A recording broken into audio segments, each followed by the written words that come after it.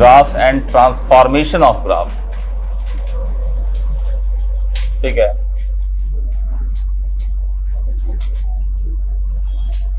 तो ग्राफ का ट्रांसफॉर्मेशन सीखने के लिए सबसे पहले कुछ बेसिक ग्राफ जानेंगे तब ना किसको ट्रांसफॉर्म करें। तो कुछ बेसिक ग्राफ याद रखना पड़ता है, जैसे फॉर्मूला बेसिक याद रखते हैं, ठीक है ना। जैसे पहली बार पढ़ते हो तो फल दिखा, देखिए ये एप्पल है, ये बनाना है, कहते हैं ना भाई कि तरबूज को देखेंगे भाई एप्पल इतना बड़ा कैसे हो गया। तो आइडेंटिफाई करते हैं, उसका ग्राफ को आइडेंटिफाई करना पड़ता है। तो सबसे पहला ग्राफ है, जैसे y इक्वल टू एक्स लिया आप, ये y equal to x, bisector of first and third quadrant, सबको पता है। इसमें क्या याद रखना, याद रखने वाली बात होती है इसके रेफरेंस पर स्क्वायर में और क्यूब में, इवन पावर में और ऑड पावर में, ठीक है। तो कहने का मतलब ये हुआ कि आप यहां ले लीजिए x इक्वल टू 1, इसका y कोऑर्डिनेट 1 1 हो जाएगा और यहां तो ओरिजिन 0 0। हम लोग ट्रेस कर रहे हैं y equal to x square, तो अगर x 0 लेंगे तो y 0, x 1 लेंगे तो y हो गया 1, और ये बीच में 0 से 1 के बीच में y कोऑर्डिनेट कितना आ रहा है, जो डालेंगे वही आएगा क्योंकि y x है, लेकिन स्क्वायर करने पर क्या होगा, वैल्यू घट जाएगी, ठीक है ना। मतलब जैसे यहाँ x इक्वल टू हाफ लेते हैं तो y हाफ आया, इसमें कितना आएगा 1/4 आ जाएगा, यानी नीचे उतर जाएगा ये, बोलो समझ रहा है। तो ये याद रखने का है कि 0 से 1 के बीच में अगर y कोऑर्डिनेट आ गया हो, उस टर्म का स्क्वायर करेंगे तो y कोऑर्डिनेट क्या होगा, घटेगा। तो ग्राफ थोड़ा ऐसे हो जाता है, इस तरह एक नेचर के रूप में याद रखें। इसका एडवांटेज बाद में मिलेगा, जैसे मान लीजिए कि हम इतना दूर लेके चलें, कोई भी ग्राफ ले लेते हैं, ठीक है, जैसे लॉग लेते हैं, आपको पता है लॉग ऐसे होता है। हम ये इधर वाला हटा देते हैं थोड़ी देर के लिए, यहां पर 0 हुआ, यहां कहीं तो 1 होगा, अगर log x बेस e है तो e पर 1 हो जाएगा। अब देखो क्या कि ये जो पॉइंट है, ये इसका स्क्वायर करेंगे 0 ही रहेगा, 0 का स्क्वायर 0, यहां पर 1 है, समझा ना। किसका ग्राफ है, ln x का। इधर वाला मैं छोड़ दिया हूं, मैं पढ़ाऊंगा बाद में आपको। अब स्क्वायर करेंगे तो क्या होगा, ये तो यही रहेगा, ये यही रहेगा, लेकिन बीच वाला जो है वो क्या होगा, नीचे आ जाएगा। ग्राफ इस टाइप से sin x है तो sin स्क्वायर इस कैसे होगा, समझ आ रहा है। cos x है तो cos स्क्वायर इस कैसे होगा, tan x है तो tan स्क्वायर कैसे होगा। तो उसके लिए एक बेसिक लॉ की तरह काम करता है ये, कि कोई भी ग्राफ का सेगमेंट y कोऑर्डिनेट 0 1 के बीच जहां अगर पावर बढ़ाएंगे तो वो पोर्शन है ना, एज इफ की उसको नीचे कोई पुल कर दिया है, समझ आ रहा है। और आफ्टर 1 क्या होगा, और ऊपर चला है, क्योंकि 1 से ज्यादा कोई नंबर है, पावर बढ़ाएंगे तो वैल्यू उसकी बढ़ती है, तो वो और ऊपर चला जाता है ऐसे, ठीक है। और इवन पावर है, जैसा दाएं वैसा बाएं, तो लेफ्ट में ऐसे ही खींच लेना है इधर, ठीक है। अगर हम x क्यूब बनाते,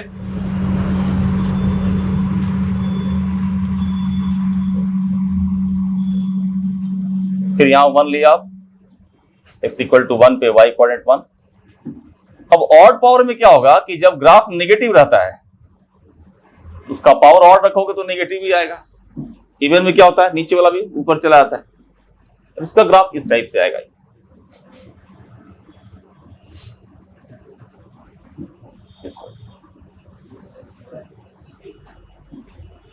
ठीक है।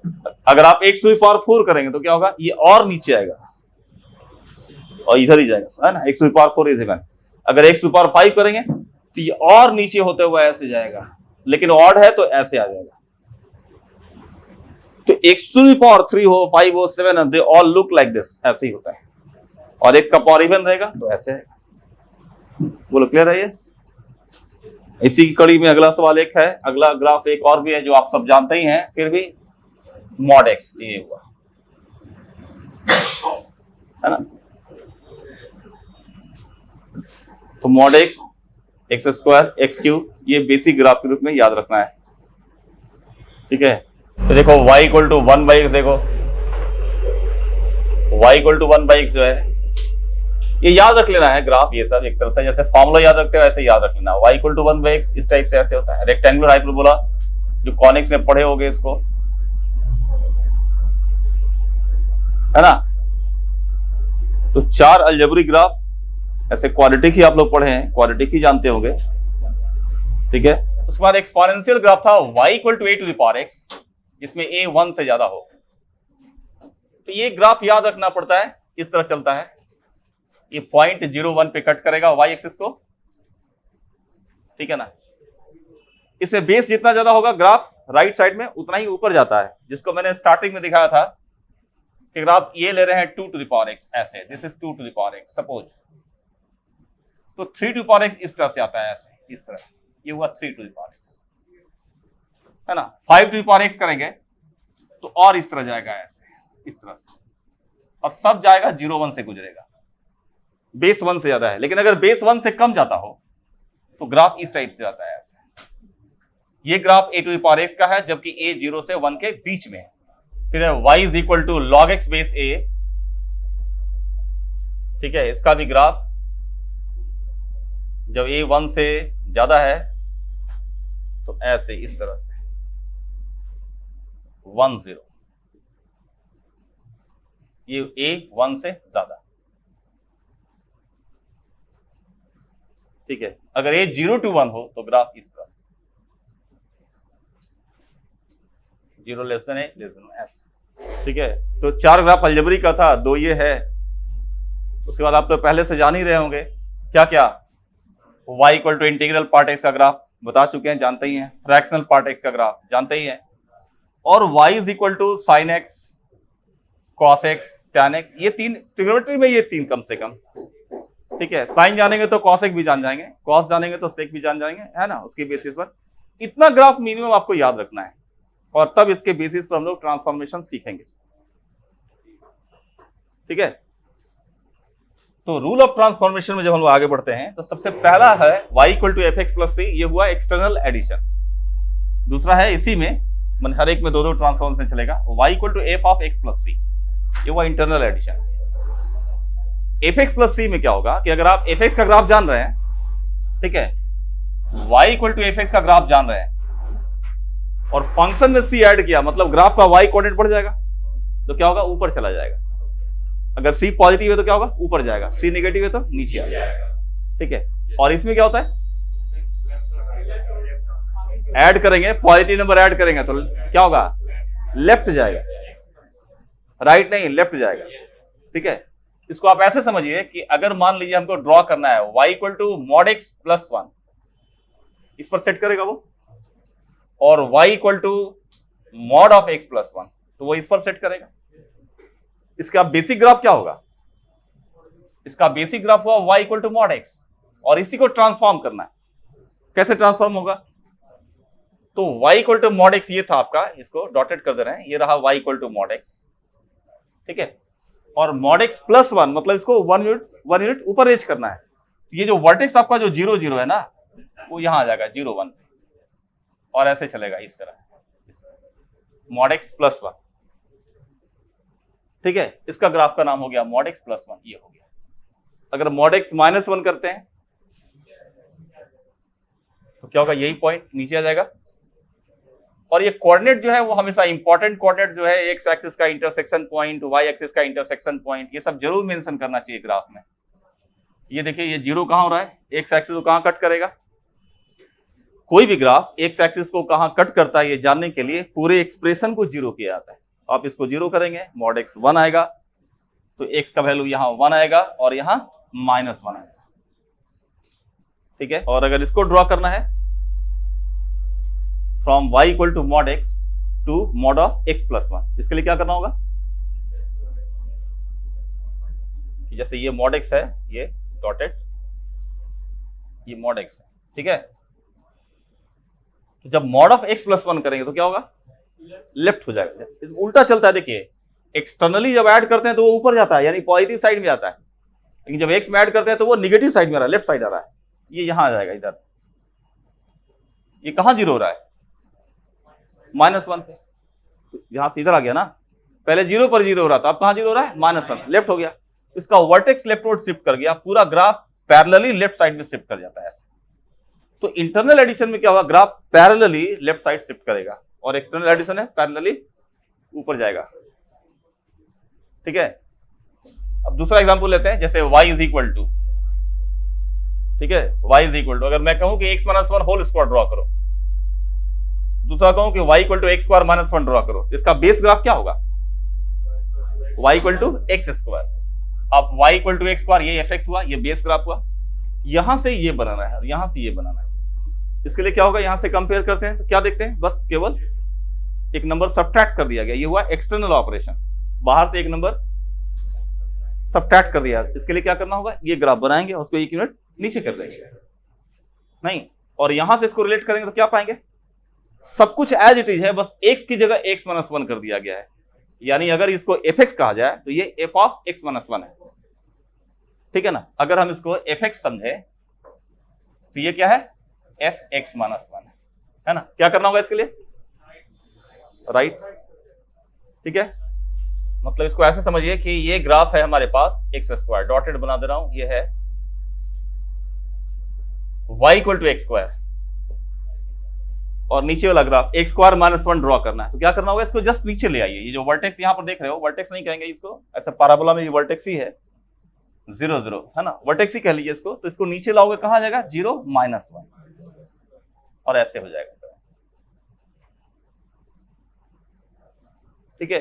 एक्स एक्सिस को कहां काटा, इस पूरे को 0 कर दीजिए, यहां आ जाएगा 1 और इधर आ जाएगा माइनस वन। अगर एक्स स्क्वायर प्लस वन होता, प्लस होता तो ये ऊपर जाता, लेकिन यहां से जब इस पे आएंगे, एक्स स्क्वायर से x minus one whole square करें तो क्या देख रहे हैं कि एक्सप्रेशन वैसा ही है, बस एक्स की जगह एक्स माइनस वन आ गया है। तो ये एफ है, तो ये एफ एक्स माइनस वन है, इसके लिए राइटवर्ड शिफ्ट कर देना था इसको। मतलब कि आपके पास ये एक्स स्क्वायर है ना, ये एक्स स्क्वायर है, इसको एक यूनिट राइटवर्ड कर दो, जो 0 0 है, जब इसको राइटवर्ड करेंगे तो आ जाएगा 1 0, तब ग्राफ ऐसे हो जाएगा। ये पॉइंट हुआ 0 1,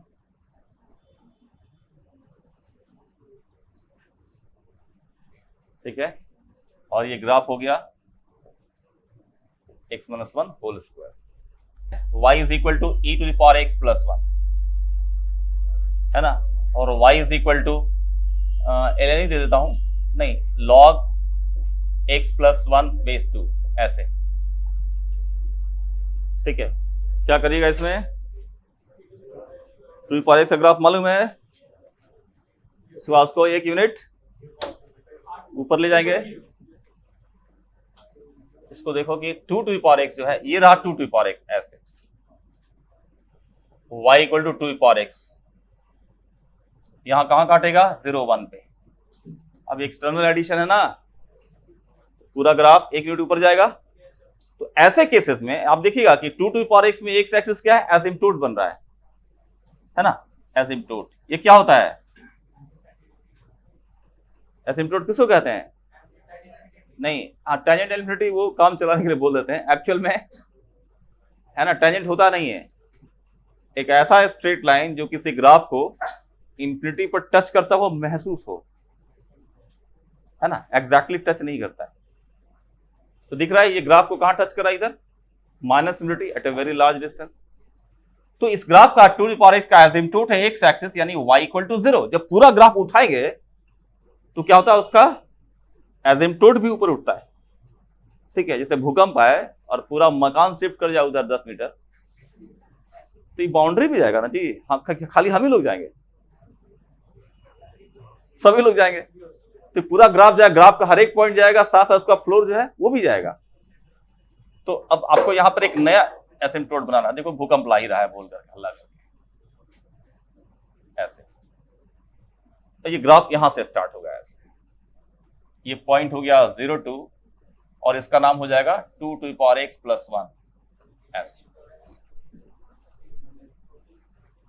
ठीक है। इसी तरह लॉग में जब जाएंगे तो आपको ये पता है,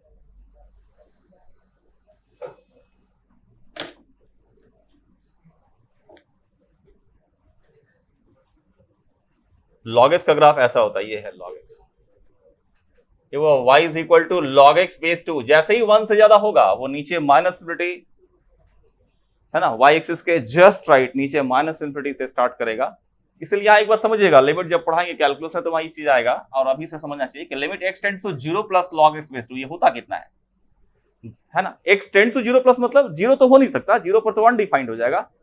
टेंड्स टू 0 प्लस मतलब 0 के जस्ट राइट जो नंबर है, 0 के जस्ट राइट कोई नंबर बता नहीं सकता है, तो उसके लिए सिंबल में हम लोग इनफिनिटेसिमल का प्रयोग करते हैं, या x टेंड्स टू 0 प्लस लिखते हैं, मतलब 0 के जस्ट राइट। तो ग्राफ कहां है, नीचे माइनस इन्फिनिटी। तो क्या लिखिए, इसका वैल्यू कितना आएगा, माइनस इन्फिनिटी। ठीक है ना, लिमिट्स इसका बहुत यूज है, बहुत ज्यादा। तो अब क्या है कि हमें बनाना था कि log x से log x plus 1 internal addition है, तो log x में,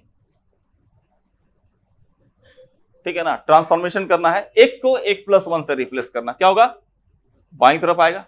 अब इसका एसिम्पटोट है y एक्सिस, जिसका इक्वेशन है x और 0, तो ग्राफ बाएं जाएगा, तो कनेक्टेड जो बाउंड्री है, कंसर्न बाउंड्री, वो भी बाएं जाएगा। तो यहां पर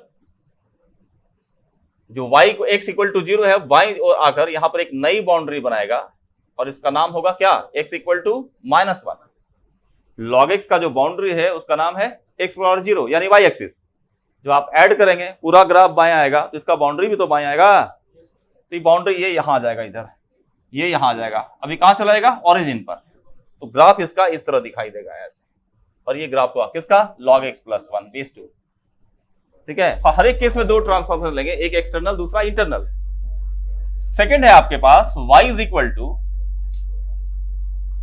fx, अगर दिया हुआ fx मींस जो बेसिक ग्राफ जो आपको याद करने कहा गया है, अगर इसमें माइनस लगा दें तो क्या होगा, और दूसरा है कि x में ही माइनस लगाएं तो क्या होगा। ठीक है, तो माइनस लगाने का मतलब कि जो y कोऑर्डिनेट यानी fx का जो वैल्यू पहले था, अगर fx पॉजिटिव था तो माइनस लगने से इक्वल नेगेटिव हो गया, तो ऊपर का पॉइंट नीचे आ जाएगा। fx नेगेटिव है तो माइनस लगने से पॉजिटिव हो जाएगा, तो नीचे वाला ऊपर चला जाएगा। तो ऐसे में क्या होता है कि x एक्सिस मिरर बन जाता है, ऊपर वाले का रिफ्लेक्शन नीचे और जो पहले से नीचे था उसका रिफ्लेक्शन ऊपर। ठीक है ना, तो बेसिकली ये ग्राफ जो इमेज बनता है या रिफ्लेक्शन होता है, किसका रिफ्लेक्शन, तो reflection of fx in the x axis. उसी तरह ये बनाओगे तो होगा reflection of fx in the y axis. ठीक है, जैसे हम इसमें log 1 से एक्सप्लेन करते हैं इसको, जैसे पहले नहीं एक्सपोनेंशियल है, y इक्वल टू मान ली दे देता हूं आपको e to the power x। ये तो आप जान ही रहे, नहीं जान रहे हैं। अब इसमें आगे से माइनस लगा दें तो क्या होगा कि चूंकि e to the power x का ग्राफ आपको पता है इस तरह होता है, ऐसे ये पॉइंट रहा 0 1 है ना, ये हुआ क्या नाम है इसका, y equal to e power x। और पूरे ध्यान दीजिएगा, पूरे एक्सप्रेशन में fx के आगे लग रहा है, यानी पूरे फंक्शन में माइनस लगा है, तो क्या होता है, x एक्सिस ये मिरर बन गया। अब इसका इमेज बनाना है, तो इसका इमेज क्या होगा, 0 1 का इमेज नीचे आएगा, 0 -1 ये थोड़ा ऊपर है तो इमेज आएगा थोड़ा नीचे, ये कनकेव ऊपर की तरफ, कनकेव नीचे की तरफ, तो ग्राफ ऐसे बन जाएगा। और इसका नाम हो जाएगा y equal to minus e to the power x। Clear ना, ठीक है। लेकिन अगर आपको देता है e to the power minus x, तो क्या करना होगा इसके लिए, यहां तो x में माइनस लगा, देखो यहां सेकंड केस किसमें माइनस लगा है, x में।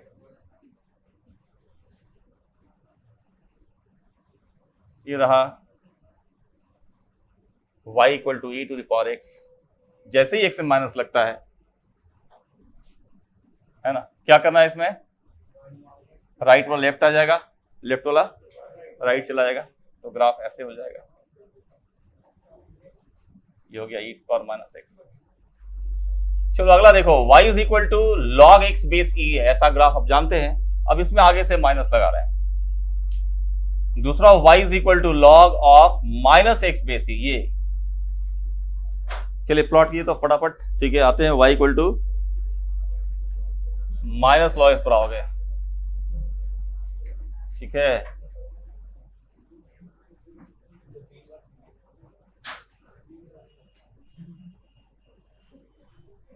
हमें पता है log x, ये ग्राफ है, देखिए this is the graph log x base e, ये 1 पे 0 हो रहा है। अब यहां माइनस लग गया ये नीचे वाला ऊपर चल जाएगा, लेकिन ये वाला इक्वल लेवल पर, इक्वल नीचे, इक्वल वैल्यू नीचे, इसलिए इमेज हो जाता है।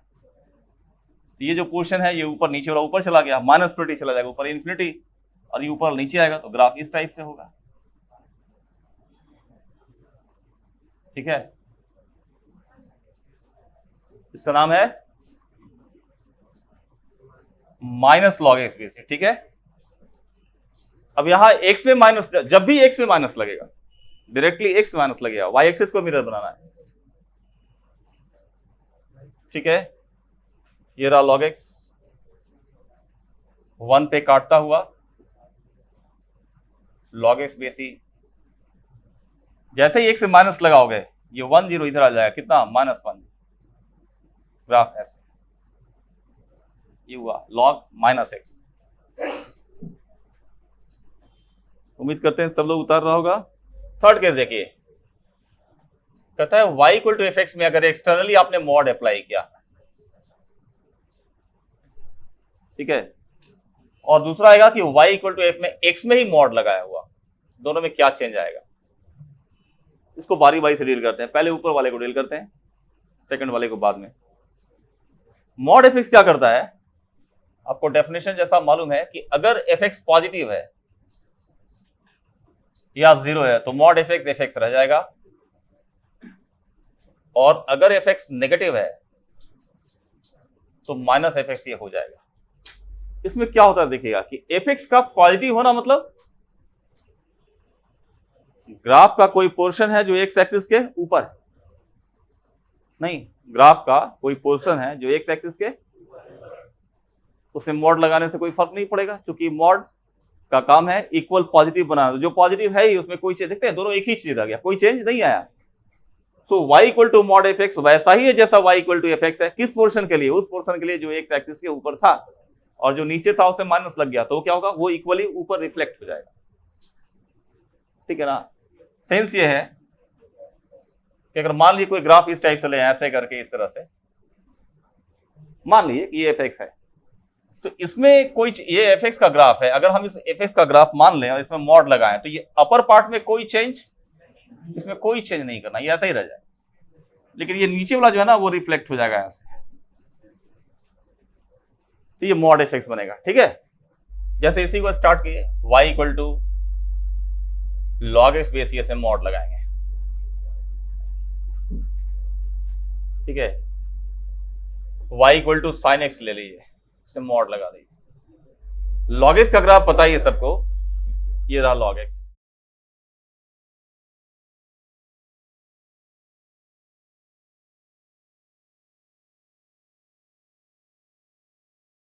आपको मॉड लगाना है, एक्सटर्नली मॉड लगाना है, तो ये ऊपर रह गया, उसमें कोई चेंज नहीं आया, और नीचे वाले में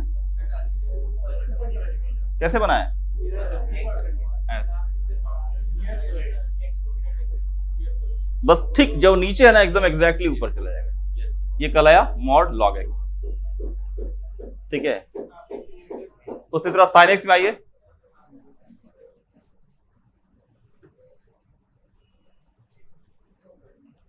सब कैलकुलस में आगे पढ़ोगे ना, एरिया वगैरह फंक्शन में पढ़ रहे हैं, लेकिन एरिया में बहुत ज्यादा काम आएगा, एरिया में, कंटिन्यूटी, डिफरेंशियलिटी में, ये सब में 0 पाई 2 पाई 3 पाई है ना, माइनस पाई, ये है ग्राफ साइन एक्स का। मॉड लगाने से क्या होगा, जो ऊपर वाला है वो तो ऊपर वाला ही रहा, और जो नीचे वाला है वो सब ऊपर चला गया।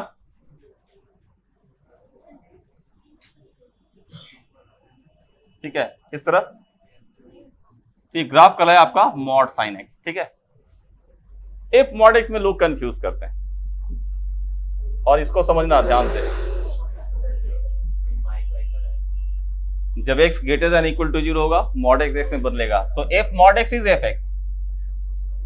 अब पिछले से अलग तरीका चल रहा है इसमें, जरा देखिए क्या हो रहा है, एक्सटर्नली मॉड लगने से क्या होता है, नीचे वाला ऊपर रिफ्लेक्ट होता है, ऊपर वाले में कोई फर्क नहीं पड़ता है। यहां x ग्रेटर देन 0 और x लेस देन 0 ऐसा डिस्कशन करना है। ठीक है ना, तो x ग्रेटर देन 0 किधर होता है, y एक्सिस के राइट साइड में, तो वाई एक्सिस के राइट साइड में जो ग्राफ है, ध्यान दीजिएगा, इसमें above x axis below axis x axis का डिस्कशन आपको नहीं करना है। इसमें क्या करना है, right side of y axis, left side of y axis. तो वाई एक्सिस के राइट साइड यानी कि जहां एक्स पॉजिटिव होता है वहां एफ एक्स और एफ मॉड एक्स क्या है, सेम है। यानी कि वाई एक्सिस के राइट साइड में जो ग्राफ है उसमें कोई चेंज नहीं आएगा। लेफ्ट साइड में क्या आएगा, मान लीजिए कि हम ग्राफ ऐसे बनाएं, इस तरह से, ऐसे का कोई ग्राफ लें ऐसे, ठीक है, चलिए ऐसे कर, ठीक है, ले, या और अलग टाइप ग्राफ लिए, चलिए ऐसे, इस तरह से, ऐसे ग्राफ है। ये ग्राफ है एफ एक्स का, तो x greater than equal to 0, समझिएगा इसमें वाई एक्सिस का राइट साइड ये पोर्शन जो है इसमें तो कोई चेंज नहीं आएगा, ये तो एज इट इज रह गया। लेफ्ट साइड का मिटा दें, मिटाएंगे ना। अब लेफ्ट साइड में क्या बनाए, किसका, इसका कि इसका, इसका रिफ्लेक्शन इसे बनाए कि इसका रिफ्लेक्शन उसे बनाए, क्या इसको इधर कर दें ऐसे,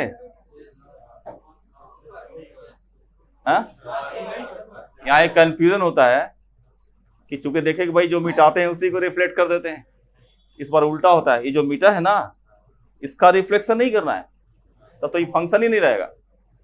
वाई एक्सिस के पहला इन दो जगह काट दिया, फंक्शन ही रहेगा। इसमें उल्टा होता है कि जो नहीं मिटता है ना, ये जो नहीं मिटा है ना, इसी का रिफ्लेक्शन लेना होता है, इसी का।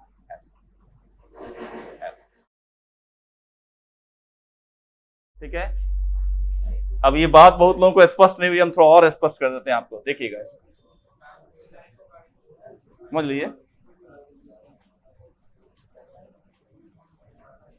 इसको क्लियर कर लीजिए, समझने याद रह जाएगा। जैसे ये ग्राफ है एफ एक्स, चलिए आपको एफ माइनस एक्स बनाने के लिए कहेगा तो क्या करेंगे आप, एफ माइनस एक्स पूरे का रिफ्लेक्शन, लेफ्ट वाला राइट, राइट वाला लेफ्ट, इसका पूरे का रिफ्लेक्शन ऐसे हुआ, देखिए तो ऐसे, ये ना समझ नहीं रहा है, ठीक है।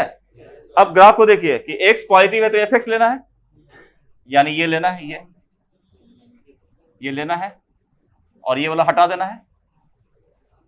फिर जब x लेस देन 0 है तो f माइनस एक्स लेना है, तो f माइनस एक्स यही तो है, तो ये लेना है और ये हटा देना है, ठीक है। तो इस बार उल्टा होता है कि y एक्सिस के राइट में जो है वो रह जाता है और लेफ्ट में जो है वो मिटेगा, लेकिन राइट वाले का ही रिफ्लेक्शन लेना है लेफ्ट साइड में, समझ रहा है। तो f मॉड x जो है ये हमेशा इवन फंक्शन बनता है क्योंकि ये y एक्सिस के सिमेट्रिक हो जाता है। बोलो, बात समझ आ रही है, ये हमेशा इवन फंक्शन होता है।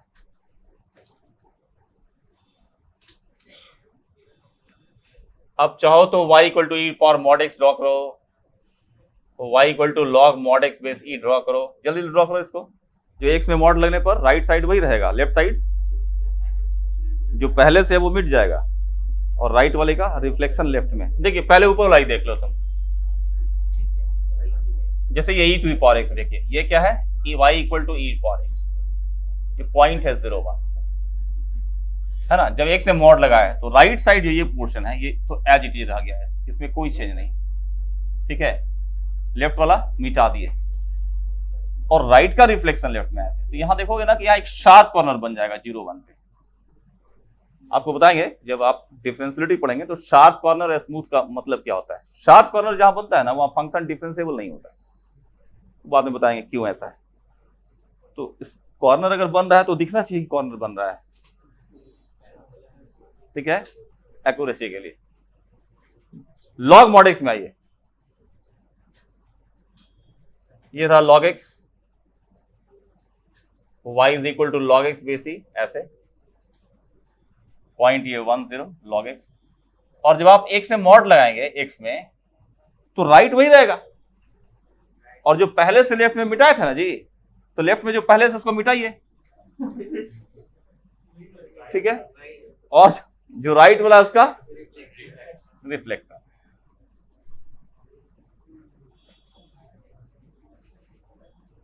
तो दोनों मिलकर कल आया लॉग मॉड, एक साइड में नहीं रहेगा क्योंकि तब इवन फंक्शन बनेगा कैसे,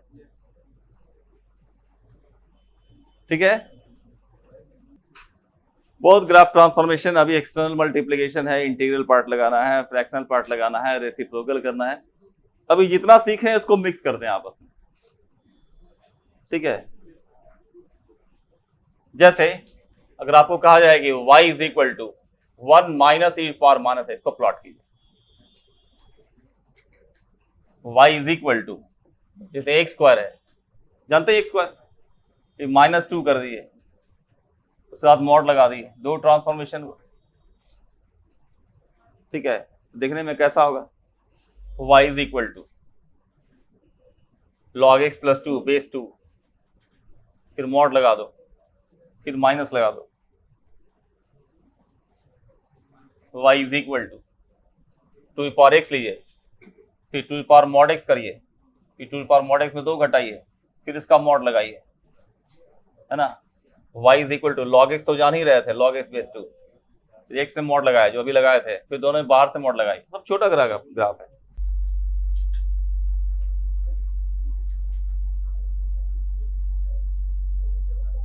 ये रहा y equal to e power x, जब e का पावर माइनस x करिएगा, है ना, तो क्या करना होगा, रिफ्लेक्शन लेना होगा, किसमें, y एक्सिस में। इसको हटाए, ऐसे डॉटेड कर दिया, मतलब इसको रिफ्लेक्ट करना है, ऐसे आ गया ये 0.01, है ना, रिफ्लेक्शन हो गया। अब यहां देखो, इसको समझना है ऐसे, कहां से इसका बेस ग्राफ क्या है, बेस ग्राफ है e to power x, e power x से बनाया e पावर माइनस x, उसके बाद बनाया minus e power minus x, उसके बाद minus e power minus x में 1 ऐड कर दिया, यही तो है। तो e पावर माइनस x बना, उसके बाद अब e to power minus x में आगे से माइनस लग रहा है, मतलब negative of e to power minus x। तो किसी फंक्शन का जब नेगेटिव करते हैं तो क्या होता है, एक्स एक्सिस मिरर बनता है, इसका रिफ्लेक्शन क्या हुआ, ये जो पॉइंट है वो नीचे आ गया, इसका रिफ्लेक्शन करना है, ऐसे आ गया 0 माइनस, इसका नाम है minus e power minus x, ठीक है, नहीं ठीक है। अब इसको 1 यूनिट ऊपर ले जाइए, तो देखो, तो एक्स एक्सिस बाउंड्री है, उसका छत का काम कर रहा है, तो ग्राफ ऊपर जाएगा तो एक नई छत बनेगी, इसका नाम है y इक्वल टू 0, नई छत का नाम होगा y इक्वल टू 1, क्योंकि ये 1 ऐड कर रहे हो ना यहाँ, अगर 2 ऐड करते हैं तो 2। अब जो फाइनल ग्राफ होगा, उसका फाइनल ग्राफ में देखिए ये सिचुएशन बनेगी कि आपको ये एक नया एसिम्पटोट बना y इक्वल टू 1, ठीक है। अब इस ग्राफ को उठाना है, कि जो -1 कोऑर्डिनेट है वो तो 1 ऐड करने से यहां आ जाएगा, तो ये आ जाएगा 0 0, ग्राफ इस तरह से है, इस तरह देखो, तो ये ग्राफ याद आ रहा है, कहीं देखे हो ये ग्राफ, ये कहाँ, अभी देखें सर, कहाँ देखा रहे इस तरह ग्राफ, या इसका आधा भी, tan इनवर्स में ऐसा नहीं होता है, फिजिक्स में बताओ, फिजिक्स में अभी पढ़ाई हुई है कुछ दिन पहले, या हो ही रही होगी, हाँ इलेक्ट्रोस्टैट में बताइए,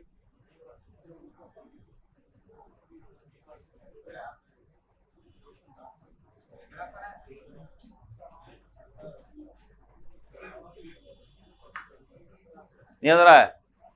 आप देखिए, चार्जिंग ऑफ कैपेसिटर में ऐसे था, Q equal to Q naught into 1 minus e power minus t by RC, ऐसा था, नहीं हुआ है, अच्छा तो तुम देख लेना, ये 3 जगह होता है, ये चार्जिंग ऑफ, ये तो टाइम नेगेटिव नहीं होता, इसलिए ये वाला पार्ट हट जाता है, ये वाला पार्ट, और ये मैक्सिमम चार्ज जो स्टोर होता है Q equal to Q naught, जो C बैटरी का EMF होता है, वो C बराबर होता है, वो पढ़िएगा, तो वहां पर मैथ इंटर करता है फिजिक्स को हेल्प करने के लिए। ऐसे जो आप मैथ पढ़ रहे हैं, ग्राफ खींचने का, उसका रेस्टोरेंट में कोई काम नहीं है, सड़क चलने में कोई काम नहीं है, ठीक है, फिजिक्स में बहुत काम है, ग्राफ वहां यूज होता है। तो 3 जगह यूज है, एक टर्मिनल वेलोसिटी में, एक चार्जिंग ऑफ कैपेसिटर में, दूसरा growth of current in LR circuit, ये 3 जगह इसमें इस्तेमाल है इसका, इस फॉर्म का, ठीक है, हाँ ठीक। सेकंड नहीं बनाएंगे, अच्छा मैं रुकता हूं, बनाओ भाई सब। ये जो सबसे आसान था, ये x स्क्वायर है,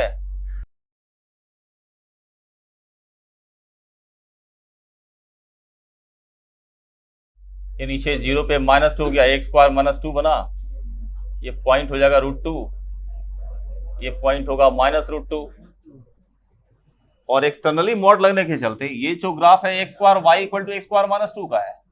जब मॉड लगाएंगे तो नीचे वाला क्या होगा, ये ऊपर रिफ्लेक्ट हो जाएगा ऐसे, ये पॉइंट हो जाएगा 0, है ना, ये हो गया। ये बनाएगा तो ये भी उसी टाइप का कुछ दिखेगा, हालांकि है नहीं। जैसे 2 का पावर x,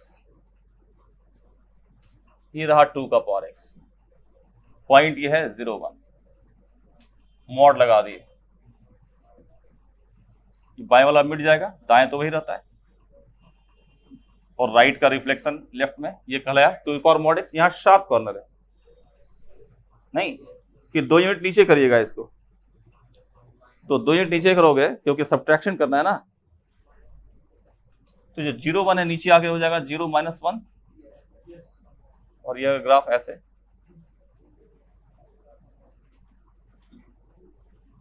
इसका नाम हुआ y equal to e power mod x -2, ठीक है। और अब इसका एक्सटर्नली मॉड लगाना है ना, ये नीचे वाला ऊपर चला जाएगा इस तरह ऐसे। तो फाइनली इसका ग्राफ जो दिखाई पड़ेगा ना, वो इस टाइप से दिखाई पड़ेगा, ये शार्प कॉर्नर लेकिन रहेगा, ध्यान दीजिएगा ऐसे।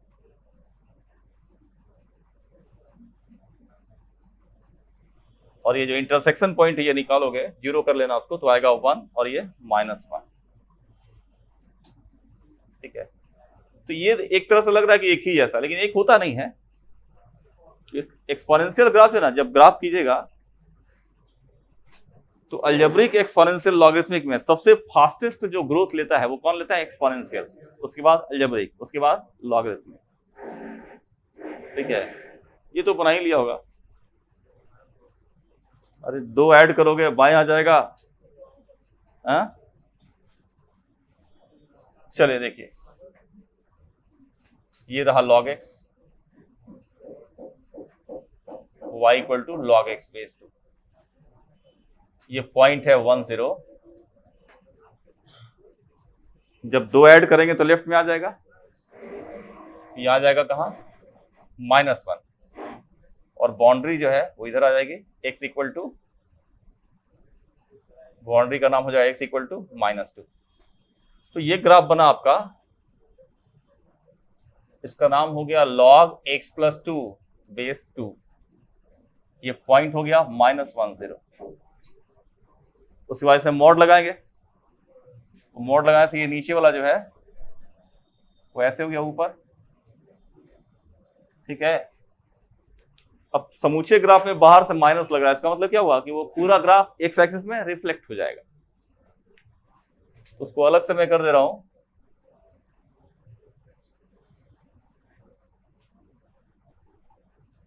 x इक्वल टू -2, ये -1, जो ग्राफ ऐसे था वो नीचे आके इस तरह हो जाएगा, ऐसे और ऐसे।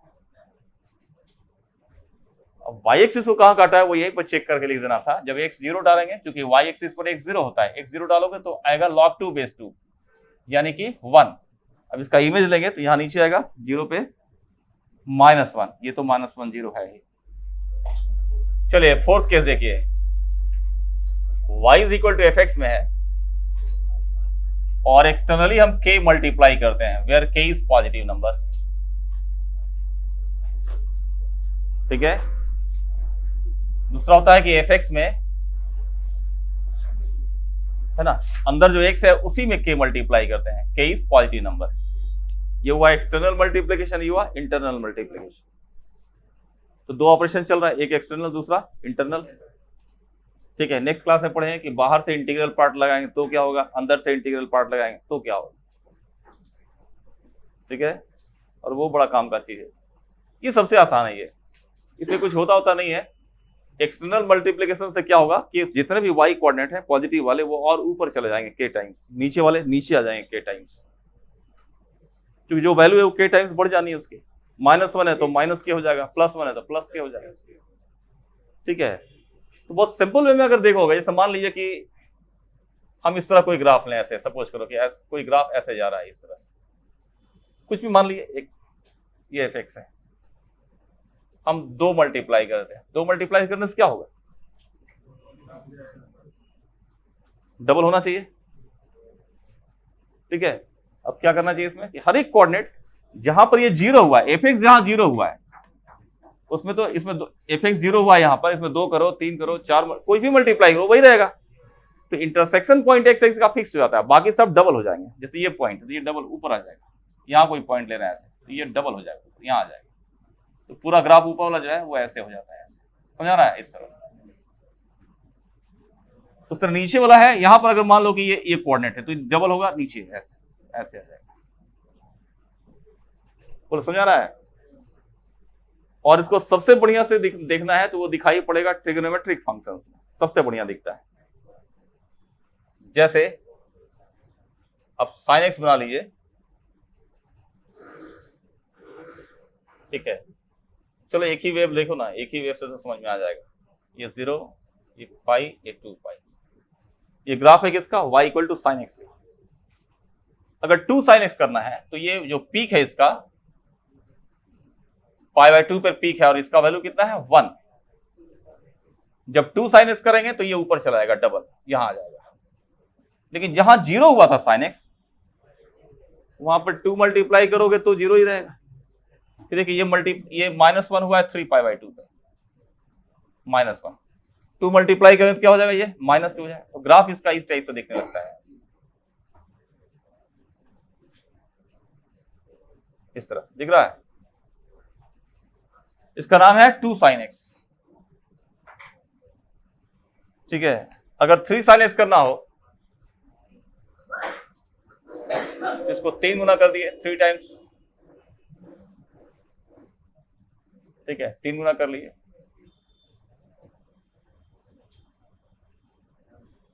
ठीक है, सर नीचे वाला इधर आ जाएगा 3 टाइम्स,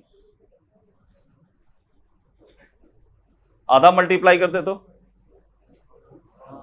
आधा हो जाता है, आधा ऐसे हो जाता है क्योंकि हाफ sin x। ठीक है, सबसे बढ़िया यही दिख रहा है। नहीं, शर्ट में देखते हैं क्या क्या डिजाइन बनाते हैं। अगर हम लोग मैथ वाले वहां डिजाइन कर रहे होते ना तो शर्ट पे आगे से राइट साइड में sin x, बाएं साइड नहीं sin mod x बना देते हैं ऐसे। क्या नहीं, इंटरनल मल्टीप्लिकेशन में क्या होगा कि जो काम पहले x कर रहा था अब वही काम kx कर रहा है। मतलब x इक्वल टू 1 पे जो काम हो रहा था अब x इक्वल टू k पर होने लग जाएगा। इसमें क्या होता है कि y एक्सिस को एक सपोर्ट मान लिया जाता है और ग्राफ को कंप्रेस कर दिया जाता है अगेंस्ट y एक्सिस। ठीक है, बात नहीं समझ में आई होगी। जैसे मान लिया कि हमने ये ग्राफ लिया, ध्यान दीजिए, ऐसे ग्राफ लिया है, ये ग्राफ है fx। तो पिछले वाले में क्या हुआ था कि जब k fx बना रहे थे तो fx जिस वैल्यू पर 0 हुआ, k fx भी वहीं 0 हो रहा है, जहां sin x 0 वहीं 2 sin x 0 वहीं 3 sin x 0। तो x एक्सिस का जो इंटरसेक्शन पॉइंट है वो चेंज नहीं कर रहा था। ठीक है, इसमें देखिए क्या चेंज हुआ है, इसमें एम्पलीट्यूड चेंज हुआ है लेकिन वेवलेंथ वही है। तो एक्सटर्नल मल्टीप्लिकेशन से वेवलेंथ चेंज नहीं करता है। अब इसके बाद पीरियोडिसिटी पढ़ेगा तो कहेंगे कि फंडामेंटल पीरियड जो है वो बदलता नहीं है लेकिन रेंज बदल जाता है, मिनिमम मैक्सिमम। बोलो समझ आ रहा है। ये sin x का पीरियड कितना होता है 2 पाई, हाफ sin x का 2 पाई, 2 sin x का कोई चेंज उसमें नहीं है, वो आता है इंटरनल मल्टीप्लिकेशन से। इसमें क्या होता है, आप जब x 0 डालोगे तो y कोऑर्डिनेट कितना निकला इसमें f0, f of 0, ये ना y कोऑर्डिनेट होगा। f0 मींस जो आया जो भी आ जाए, जैसे fx y e to power x लेते हैं, अगर x 0 डालेंगे तो क्या आएगा e का पावर 0 यानी 1 हो जाएगा। मेरी बात समझ आ रहा है। तो फंक्शन में x का वैल्यू 0 डालेंगे ये f0 आएगा एंड दिस इज फिक्स्ड, क्योंकि इसमें x बराबर 0 डालेंगे तो f0 ही आएगा। ठीक है, तो y एक्सिस का इंटरसेक्शन पॉइंट फिक्स रहेगा और बाकी सारे पॉइंट क्या होते हैं, जैसे मान लिया कि हम f2x बनाना चाहें। ठीक है, अब यहां पर कोई नंबर ले लो, जैसे कोई नंबर ले लिए, जैसे मान लिया हम अल्फा लिए, अल्फा पर ये कोऑर्डिनेट आया f अल्फा। अब यही f अल्फा मिल जाएगा आपको अल्फा/2 पर, अल्फा/2 पे ही मिल जाएगा, ऐसे यहां मिल जाएगा। बोलो बात समझ आ रहा है। तो ग्राफ जो है वो ऐसे हो जाता है, ऐसे, और यह वाला ग्राफ ऐसे हो जाएगा। तो आपको ऐसे फील देगा कि वाई एक्सिस एक सपोर्ट है और ग्राफ को क्या किया है, कंप्रेस कर दिया गया। कितना? जितना मल्टीप्लाई करोगे उतना। अगर 2 मल्टीप्लाई करोगे तो हाफ में, यानी 2 टाइम्स कंप्रेस करना है। 3 मल्टीप्लाई करोगे तो सेम चीज 1/3 में मिलेगा। बोलो, समझ रहा है? नहीं समझ रहा है? अब इसको भी बढ़िया समझने के लिए आप ट्रिग्नोमेट्री में ही ज्यादा बढ़िया समझेंगे इसको। जैसे हम साइन एक्स ही बनाते हैं पहले। ये रहा साइन एक्स, ठीक है। अब साइन एक्स का ग्राफ था, हम इसको साइन 2x कर दिए, तो जीरो वाला तो जीरो ही रहा, वाई एक्सिस पर जो इंटरसेक्शन पॉइंट है वही रहा। ये पाई वाला आ जाएगा कहां पर, पाई/2, और पाई/2 वाला जो था ये आ जाएगा पाई/4 पे। तो देखना कि ये पूरा जो ये वेव था ना, अब इतना ही में बन जाएगा ऐसे, ठीक है। और ये वाला जो 2 पाई था वो आ जाएगा पाई पर, इसका ऐसे। अब बताइए वेवलेंथ जो पहले 2 पाई था, अब वेवलेंथ कितना हो गया, पाई। वेवलेंथ का चेंज करना यानी कि पीरियड का बदल जाना। तो पहले जो साइनस का वेव था जो कि 2 पाई बन रहा था, उसका पीरियड 2 पाई था। साइन टू का पीरियड क्या होगा, 2 पाई/2। तो एक्स में जो इंटरनल मल्टीप्लीकेशन होता है वो फंक्शन का फंडामेंटल पीरियड चेंज करवा देता है, जबकि एक्सटर्नल मल्टीप्लीकेशन नहीं करवाता है। तो इस ग्राफ के ट्रांसफॉर्मेशन से एक फायदा मिलेगा कि कोई भी एफ में अगर आप के मल्टीप्लाई कर दीजिए, पीरियड में कोई बदलाव नहीं आएगा। एक्सटर्नली कुछ ऐड कर दीजिए, पीरियड में कोई बदलाव नहीं आएगा। तो ऐड करने से क्या होता है, पूरा ग्राफ एज इट इज ऊपर शिफ्ट करता है, ठीक है। अगर इंटरनली ऐड कर दें तो पूरा लेफ्ट शिफ्ट करता है, पीरियड में कोई चेंज नहीं आता है, ठीक है। देखिए 5th वाले में आ रहा है हम लोग y=fx जो है, इसमें बाहर से इंटीग्रल पार्ट लगाना है, और एक हुआ कि x में लगाना है, ये x में ही इंटीग्रल पार्ट लगाना है। ये सबसे आसान चीज होता है, इसके लिए ट्रांसफॉर्मेशन की जरूरत नहीं है, ऐसा ही हो जाएगा। ये इसके लिए बड़ा जरूरत है और ये बड़ा इंपॉर्टेंट है ये चीज। जैसे मान लिया 2x integral part, log x integral part, x³ integral part. तो fx एक बेसिक ग्राफ है जो आपको पता है, इंटीग्रल पार्ट लगाएंगे तो कैसे ड्रॉ होगा, ठीक है। फिर उसका आप जान जाएंगे तो लिमिट्स, कंटिन्यूटी, डिफरेंशियलिटी, एरिया, डेफिनेशन, ये 5 चैप्टर में इसका यूज है मिनिमम, और कई बार इक्वेशन सॉल्विंग में भी हो जाता है, ठीक है। तो ये तो क्लियर है कि इसमें फंक्शन जो भी हो, इंटीग्रल पार्ट लग जाने के बाद, है ना, ग्रेटेस्ट इंटीजर फंक्शन लग जाने के बाद, अब y बराबर फ्रैक्शन तो आएगा नहीं। क्या आएगा जब आएगा तो, क्योंकि ये है तो कोई इंटीजर है, इसलिए जब भी ग्राफ मिलेगा आपको y=1 मिलेगा, y=2 मिलेगा, y=1/2, 1.5, 1.7 ये सब नहीं मिलेगा, ठीक है ना। तो चूंकि इंटीजर मिलता है इसलिए सबसे पहले हम लोग y एक्सिस पर इंटीजर्स मार्क कर लेते हैं। आप एग्जाम्पल के लिए मैं इसको 2 पार्ट में तोड़कर बना रहा हूं आपको। मतलब ये कि सपोज करिए fx कोई ग्राफ है जो इस टाइप से है, आपको पता है ये ग्राफ, मान लीजिए सपोज कि ऐसे ग्राफ है और वो इंक्रीजिंग फॉर्मेट में है, ठीक है। फिर डिक्रीजिंग का मैं अगले लेक्चर में दिखाऊंगा, आज पहले इंक्रीजिंग समझ लीजिए, ठीक है। सबसे पहले क्या करेंगे, ये ग्राफ चूंकि y=fx है और इसको ट्रांसफॉर्म करना है इंटीग्रल पार्ट fx में, यानी y बराबर इंटीजर पाना है हमको, तो y एक्सिस पर इंटीजर्स मार्क करिए। जैसे यहां मार्क किया हमने 1 फिर लिया, 2 फिर लिया, 3, ये हुआ 0, ठीक है। नीचे और ले जाइए, -1 और ले जाते हैं -2, इतना ही काफी है समझने के लिए, ठीक है। क्लियर? fx आप जान ही रहे थे, y एक्सिस पर इंटीजर्स मार्क कर लिया। अब प्रत्येक इंटीजर से, y एक्सिस पर जो इंटीजर्स है उससे आपको डॉटेड लाइन ड्रॉ करना है जो ग्राफ को काटेगा। इसको यहां से डॉटेड लाइन खींचे, इधर जाके ये ग्राफ को काटा। इस पॉइंट का y कोऑर्डिनेट 1 हुआ, कुछ x कोऑर्डिनेट होगा, तो हम क्या करेंगे, fx=1 कर देंगे और उसको सॉल्व करेंगे तो कुछ वैल्यू आएगी। मान लो ये वैल्यू आई x1, तो हम लिख दिए x1। इस पॉइंट को हम अभी नाम दे रहे हैं a। पॉइंट a मिला जिसका y कोऑर्डिनेट 1 था, लेकिन x कोऑर्डिनेट निकालना पड़ा fx=1 से, वो आया x1, ठीक है, वही काम 2 पर करेंगे आप।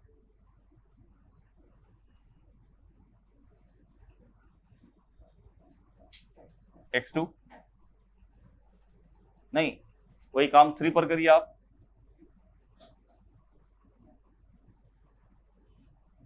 हुआ x3,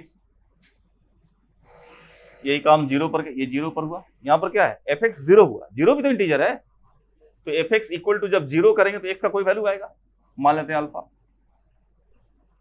ठीक है, फिर ये समझा ना। उसके बाद ये -1, यहां से डॉटेड लाइन तो इधर आया, और डॉटेड लाइन जहां काटता है देखिए वहां से हम एक्स एक्सिस परपेंडिकुलर डाल रहे हैं ताकि वहां का करस्पॉन्डिंग एक्स कोऑर्डिनेट लिख पाए। अब fx और यहां क्या करोगे, -1 डालना, x की वैल्यू निकलेगी कुछ, मान लीजिए बीटा मान लिए। ठीक है, उसी तरह -2 पर, ठीक है, कुछ आया मान लीजिए, इसको t मान लेते हैं। मैं रिपीट कर रहा हूं, ध्यान दीजिएगा। y एक्सिस पर सबसे पहले इंटीजर्स मार्क कर लेंगे, प्रत्येक इंटीजर से डॉटेड लाइन खींचेंगे ताकि वो ग्राफ को काटे जहां काटेगा। ठीक है, उसके करस्पॉन्डिंग एक्स कोऑर्डिनेट लिख देना है, एक्स एक्सिस पर परपेंडिकुलर डालते हुए। वही हर एक इंटीजर से करना है। 0 में कुछ किया नहीं गया, लेकिन बताएंगे क्या करना है। नेगेटिव में भी डॉटेड लाइन काटा, एक्स एक्सिस पर परपेंडिकुलर डाले, लेकिन नेगेटिव में एक काम एक्स्ट्रा करना है कि जहां से ये काटा है ना और एक्स एक्सिस को आप परपेंडिकुलर डालें, उसको नीचे लोअर इंटीजर तक ले जाना है आपको, लोअर यहां तक लाना है, लोअर इंटीजर, यानी -1 खींचे तो -2 तक लाना है। -2 वाला यहां काटा है, ऊपर डॉटेड लाइन लेंगे, जिसको नीचे लाना है कहां तक, -3। बोलो बात समझ आ रहा है। अब इसको एक्सप्लेन कर देते हैं आपको कैसे क्या करना है, क्या है। जैसे इस पॉइंट को B मान लिया, इसको C मान लिया, यहां P मान लिया इसको। ठीक है, अब इसको एक्सप्लेन करते हैं, ध्यान दीजिएगा, बढ़िया समझिए इसको। जैसे मान लीजिए कि मैं PA की बात कर रहा हूं, पोर्शन PA ग्राफ का, इस ग्राफ का एक सेगमेंट है PA। P पर y कोऑर्डिनेट कितना है, 0, और x कोऑर्डिनेट अल्फा। A पर y कोऑर्डिनेट कितना है, 1। क्या हम ऐसा लिखेंगे, फॉर PA पोर्शन fx जो है वो 0 से 1 के बीच लाई कर रहा है, कर रहा है ना। हम P को इंक्लूड कर लेंगे तो यहां इक्वल साइन लग जाएगा, A को एक्सक्लूड कर देंगे, वहां इक्वल साइन नहीं लगेगा। यहां मैं लिख दे रहा हूं फॉर PA पोर्शन जिसमें A इज एक्सक्लूडेड, और समझ रहा है ना। तो ये पोर्शन के लिए डोमेन क्या रहा है, इसका डोमेन हुआ अल्फा टू x1, क्या बच्चा हुआ ना। यानी इस पोर्शन में, फंक्शन के इस पोर्शन में अगर अल्फा से x1 के डोमेन में अगर हम बात करें तो चूंकि fx 0 to 1 आया है, इंटीग्रल पार्ट लगाएंगे तो किसमें बदलेगा, वो 0 में बदलेगा। यानी कि ये ग्राफ जो है वो बदल जाएगा y इक्वल टू 0 में, ऐसे ये, ऐसे। ठीक है, अगर हम AB की बात करें, AB का, ये AB, A पर y कोऑर्डिनेट कितना है, 1, और B पर कितना है, 2। इसमें हम B को एक्सक्लूड कर देंगे, है ना, एक्सक्लूडिंग B, तो 1 पर इक्वल लगेगा क्योंकि A इंक्लूडेड रहेगा, B एक्सक्लूडेड। अब बताइए यहां पर कि डोमेन क्या है इसका, AB का, x1 से x2, जिसमें x2 छूटा हुआ रहेगा। ग्राफ किसमें बदलेगा, ये y इक्वल टू 1 में, ये y इक्वल टू 1 हुआ ऐसे।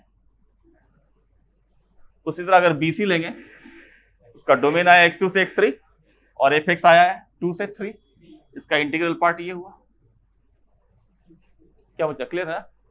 यहां देखिए तो -1 का हुआ है, इसको मान लेते हैं q पे -1, p पे 0, यानी QP पोर्शन पर स्टडी करें जिसमें हम p को एक्सक्लूड कर देंगे तो fx क्या मिल रहा है आपको, -1 से 0, इंटीग्रल पार्ट कितना हो जाएगा, y बराबर, इसका इंटीग्रल पार्ट कितना होगा, y बराबर -1। और डोमेन क्या है QP का, QP का डोमेन है, देखिए Q का डोमेन हुआ बीटा और P का अल्फा, बीटा टू अल्फा। तो बीटा टू अल्फा में क्या होगा, y बराबर -1, इसी बीच में आपको बनाना है y इक्वल टू -1। तो यहां से डॉटेड लाइन नीचे ले गए और ये y बराबर -1 ऐसे। ठीक है, क्लियर ना। उसी तरह जब ये लेंगे r लेते हैं, यहाँ QR के लिए, यहाँ -2 है fx, यहाँ -1 है, इस पोर्शन के लिए fx क्या हुआ, -2 to -1, तो इंटीग्रल पार्ट -2 हो जाएगा ऐसे। तो इंक्रीजिंग ग्राफ में देखना कि जो वैकेंसी वाला जो पोर्शन है ना वो हमेशा राइटवर्ड बन रहा है, देखिए, बोलो समझ आया नहीं ना, तो अच्छे से उतार लीजिए। सबसे आसान देते हैं पहले आपको, जैसे y equal to x square, और इसमें इंटीग्रल पार्ट लगाना है, और आपको स्पेशली डोमेन भी मैं दे रहा हूं कि 0 से √3 के बीच में, बस इक्वल साइन यहां हटा ही दे रहा हूं प्लीज। तो डोमेन देने से क्या होता है ना कि ग्राफ थोड़ा रेस्ट्रिक्टेड हो जाएगा, बहुत कम इंटरवल में ही बात करनी है आपको, ठीक है। अब एक्स स्क्वायर कहां बनाना है, 0 के राइट साइड में, सबको पता है। y equal to x square graph कैसा होगा भाई, चलिए ऐसा है, y equal to x square, नहीं x यहां 0 लेना है और जाना कहां तक है, √3, मान लो यहां √3 होगा, सपोज कि यहां √3 है। तो y इक्वल टू ये जो एक्स स्क्वायर है उसमें √3 पर इंटीजर क्या मिलेगा आपको, 3 मिलेगा, √3 पर 3 मिलेगा। अब हम, ये हुआ एक्स स्क्वायर, ध्यान दीजिएगा। अब इंटीग्रल पार्ट लगाएंगे, तो इंटीग्रल पार्ट लगाने के लिए पहला स्टेप क्या था, y एक्सिस पे इंटीजर्स को मार्क करना। तो अब 0 और 3 के बीच मार्क कीजिएगा, नीचे मार्क करने से कोई फायदा नहीं है। तो कितना आएगा, एक आएगा 1, दूसरा आएगा यहां 2। सेकंड स्टेप क्या था, इंटीजर के करस्पॉन्डिंग डॉटेड लाइन खींचो जो ग्राफ को काटता हो, काटा, वहां से एक्स एक्सिस पे परपेंडिकुलर डाला गया, और एफ एक्स बराबर 1 कीजिए, यानी एक्स स्क्वायर बराबर 1 कीजिए। जब एक्स स्क्वायर 1 करोगे तो एक्स की वैल्यू 1 आ जाएगी, क्लियर ना। वही काम 2 के करस्पॉन्डिंग कीजिए, ये 2 है, 2 से डॉटेड लाइन खींचा गया, ग्राफ को यहां काटा, परपेंडिकुलर डाल दिए यहां, है ना, यहां पर एक्स कोऑर्डिनेट कितना हो जाएगा, √2, है ना। अब तुम चाहो तो मार्क कर लो, ये मान लीजिए ओ, इसको मान लेते हैं ओ, ये हुआ ए, ये बी, ये सी। अब ओ ए पोर्शन देखो, फॉर द पोर्शन ओ ए, ओ पर y कोऑर्डिनेट 0 है, ए पर y कोऑर्डिनेट कितना है, 1 है ना। तो ओ ए पोर्शन के लिए, ओ ए के लिए आपको दिख रहा है कि एक्स स्क्वायर जो है वो 0 से 1 के बीच में है, जिसमें हम ए को एक्सक्लूड करेंगे। तो इंटीग्रल पार्ट कितना आएगा इसका, 0। ये पूरा बदल जाएगा किसमें, y इक्वल टू 0 में, ऐसे बदलेगा ऐसे, और यहाँ वैकेंसी। अगर ए बी को देखेंगे, ए बी, तो ए बी के लिए एक्स स्क्वायर कितना है, 1 से 2 है, जिसमें बी को, जिसको एक्सक्लूड कर रहे हैं उस पर टिक लगा दे रहा हूं, इसको एक्सक्लूड कर देना। तो for a b x square lies between 1 and 2, इसका इंटीग्रल पार्ट कितना होगा, y इक्वल टू 1, ऐसे। उस तरह बीसी के लिए y इक्वल टू 2, नहीं ना, समझे। आपको कि सर इसका यूज क्या है, तो कंटिन्यूटी में ही दे देगा कि इस फंक्शन 0 से √3 के बीच में कितने जगह टूटा है, एक बार 1 पे, दूसरी बार √2 पे। नहीं, यही सवाल अगर डेफिनेट इंटीग्रेशन में दिया कि 0 से √3 integral part of x square dx निकालिए, तो इंटीग्रेट करने के बजाय क्या करेंगे, हमको मालूम है डेफिनेट इंटीग्रेशन क्या बताता है,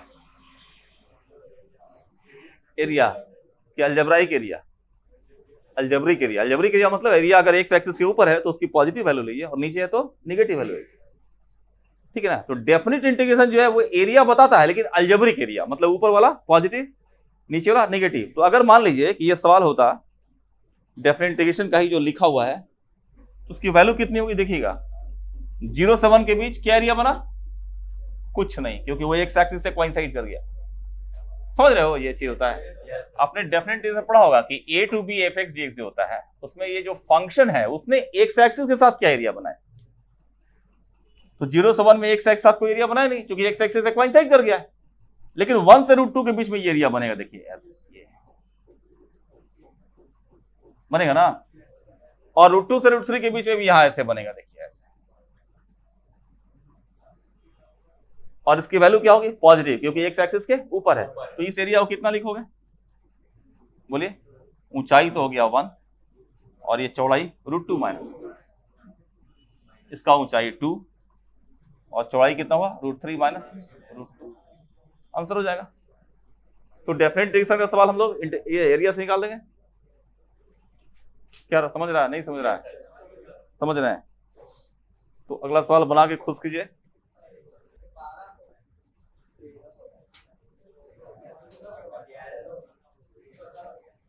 -1 से 2 तक, ठीक है। y is equal to integral part of log x base 2 1/2 से लेकर 4 तक, घर से बना के आ जाओगे। मैंने कहा कि इसका रिजल्ट आएगा इंटीजर, इसलिए ग्राफ जब भी आएगा ना तो y इक्वल टू इंटीजर्स का ग्राफ आएगा। तो बेहतर होता समझने के लिए दो पार्ट में लेकर स्टडी कीजिए। एक, जब ग्राफ इंक्रीजिंग हो इस टाइप से, जैसे मान लिए कि इस टाइप से लेके चलते हैं, इस तरह से मान लिए ग्राफ इंक्रीजिंग ग्राफ लिया, ठीक है। दूसरा केस लेंगे जब ग्राफ डिक्रीजिंग होगा, ठीक है। डिक्रीजिंग ग्राफ में इस टाइप से चलेगा ऐसे। मेथड वही है, एक्सप्लेनेशन वही है, ठीक है। कंफ्यूजन ना हो इसलिए दो पार्ट में बता रहे हैं, तो एक ही पार्ट में समझ सकते थे आप। सबसे पहला स्टेप क्या होता है इसमें कि वाई एक्सिस पर इंटीजर्स मार्क करते हैं हम लोग, ठीक है। क्यों? क्योंकि इसका वैल्यू जो आएगा वो y इक्वल टू इंटीजर आएगा, y equal to 1, y equal to, इसलिए y एक्सिस में सबसे पहले हम लोग इंटीजर्स मार्क करते हैं, ठीक है। इस तरह प्रत्येक इंटीजर से क्या करना है, डॉटेड लाइन खींचना है जो ग्राफ को कट करेगा, और वहां से एक साइड से परपेंडिकुलर डालोगे। तो ये जो जैसे 1 के सामने डॉटेड लाइन ग्राफ को जहां कट किया, इसका y कोऑर्डिनेट 1 हुआ, और fx इक्वल टू 1 करेंगे, उससे x की कुछ वैल्यू आएगी, मान लेते हैं अल्फा, तो यहां लिख दिया अल्फा, है ना। या x1 लिखना आता है, x1 लिख लो, चलो x1, ये हुआ x1।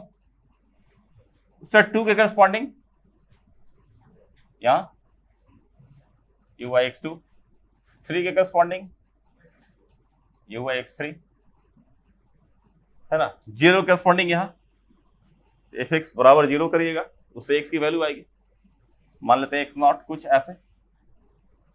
लेकिन जहां एक साइड को काटा है ना, जहां y 0, वहां से डॉटेड लाइन एक वर्टिकल नीचे भी ले जाना है, लोअर इंटीजर तक, यहां तक माइनस, ठीक है। नेगेटिव में क्या होता है, डॉटेड लाइन खींचे, ग्राफ को यहां काटा, इस पॉइंट का y कोऑर्डिनेट तो -1 होगा, लेकिन इसका x कोऑर्डिनेट क्या होगा, तो यहां से परपेंडिकुलर x एक्स पर डालेंगे, तो fx इक्वल टू यहां -1 करिएगा, तो x की कुछ वैल्यू आएगी, मान लेते हैं वो अल्फा आया, ठीक है ना। अब इस पॉइंट से जो डॉटेड लाइन है वो लोअर इंटीजर तक भी ले जाएंगे यहां तक, फिर वही -2 करस्पॉन्डिंग करेंगे यहां, ठीक है। इसका x कोऑर्डिनेट लिखिएगा यहां पर, मान लीजिए बीटा आया, और नीचे ये -3 तक ले जाना होगा, यहां माइनस, ठीक है। ये चीज है, एक्सप्लेन करने के लिए मैंने इसको कहा था, जैसे इस पॉइंट को P मान लीजिए, इसको A मान लीजिए, इसको B मान लीजिए, इसको C मान लीजिए। तो फॉर PA पोर्शन, जैसे PA उठाते हैं, ये सेगमेंट PA, इस P से A के बीच में देखिएगा, P पर y कोऑर्डिनेट कितना है 0, और A पर y कोऑर्डिनेट कितना है 1। तो हम लिखेंगे P के लिए, PA के लिए fx जो है वो 0 से 1 के बीच में, इक्वल साइन 0 पर लेना होगा, क्योंकि ग्रेटेस्ट इंटीजर फंक्शन में हायर इंटीजर छोड़ा जाता है। तो 1 कहां पे हो रहा है, A पर, तो कहते हैं A इज एक्सक्लूडेड, A को एक्सक्लूड कर देना है, और इसका इंटीग्रल पार्ट कितना हो जाएगा 0। fx 0 से 1 के बीच में, तो इंटीग्रल पार्ट कितना आएगा 0, लेकिन उसका डोमेन क्या है, तो PA का डोमेन A है x1 पर और P है x0 पर, इसका डोमेन कितना है x0 से लेकर कितना x1 तक, ठीक है ना। तो आपको क्या करना है, y इक्वल टू 0 की ग्राफ बनानी है इस डोमेन में, ठीक है। तो y इक्वल टू 0 जो है, अब उसको यहां प्लॉट कर लिए, देखिए यहां से यहां x0 से लेकर यहां से x1 तक है यहां, और x1 पे वैकेंसी दिखाएंगे, ठीक है। सेम यही चीज आप रिपीट करिए आगे AB के लिए। For AB portion where B is excluded, है ना, B एक्सक्लूडेड है, तो फंक्शन जो है A पर 1 दे रहा है और B पर 2 दे रहा है। A इंक्लूडेड है, 1 पर इक्वल साइन लगेगा, B एक्सक्लूडेड है, 2 पर इक्वल साइन नहीं लगेगा, क्योंकि B पर ही 2 है y कोऑर्डिनेट, है ना। और डोमेन इसका कितना है, x1 से लेकर x2 तक। अब इसका इंटीग्रल पार्ट लिखेंगे, इसका इंटीग्रल पार्ट कितना आएगा 1 आ जाएगा, x1 से x2 के बीच में ये y इक्वल टू 1 हो गया आपका ऐसे। उसी तरह BC करेंगे, ये हो जाएगा y इक्वल टू 2, ठीक है ना, नहीं समझ रहे हैं। अब यहां देखिएगा, इसे ऐसे देख लीजिए Q, ये QP पोर्शन, तो QP पोर्शन में क्या देखिएगा, Q पर y कोऑर्डिनेट -1, P पर 0, तो QP जो सेगमेंट है ग्राफ का, उसका y कोऑर्डिनेट -1 से स्टार्ट होकर 0 के बीच में पड़ रहा है, इसलिए उसका इंटीग्रल पार्ट कितना होगा -1। डोमेन क्या है, अल्फा से x0। तो डॉटेड लाइन खींचते ही इसलिए ना कि ग्राफ बनाएंगे तो यहीं तक लेंगे, ऐसे इस तरह से, इस तरह से, ठीक है ना, ये बोला गया इतना दूर ऐसे। उस तरह अगर यहां आर मान लिए तो आर क्यू का आ जाएगा इतना ऐसे। ठीक है, सरल शब्दों में ऐसा समझाया इंक्रीजिंग ग्राफ में इंटीग्रल पार्ट के लिए किसी भी इंटीग्रल पॉइंट पे पेन रख दो, जैसे इंटीग्रल पार्ट ए का 1 है ना, इंटीग्रल वैल्यू कितना है 1, तो इंटीरियर जहां पाए है उस पॉइंट पे पेन रख दिया, दाईं ओर दौड़ना शुरू कर दिया, यानी कलम घसीटते चले जाओ, जैसे ही डॉटेड दीवार आ जाए वहां रुक जाना है, नहीं समझाना है। बी पर कलम रखे, दाएं दौड़ना शुरू किए, जैसे ही डॉटेड दीवार आए रुक जाना है। ठीक है, यहाँ x0 पर y कोऑर्डिनेट 0 है, यहां से दौड़ना शुरू किए, y एक्सिस पर नहीं रुकिए, डॉटेड दीवार जैसे ही आए यहां से दौड़िए, डॉटेड दीवार आया ना रुक गए, और वहां पे क्या बनाना है, वैकेंसी बना देना। माइनस होने पेन रखे, दाईं ओर दौड़ना शुरू किए, देखिए 0 के नीचे दीवार आई, ये तरीका है। डिक्रीजिंग में ठीक उसका उल्टा होता है। डिक्रीजिंग में क्या होता है कि ये सेगमेंट जो ऐसे राइट चल रहा है उसमें लेफ्ट चलेगा। ठीक है ना, जैसे यहां देख लिए 1 ये हुआ, 2 ये हुआ, 3 ये 0 ये -1 है ना, -2, वही काम कर रहे हैं। देखिए 1 कहां हुआ, fx = 1 करेंगे, मान लीजिए x बनाया, या फिर 3 पर हुआ।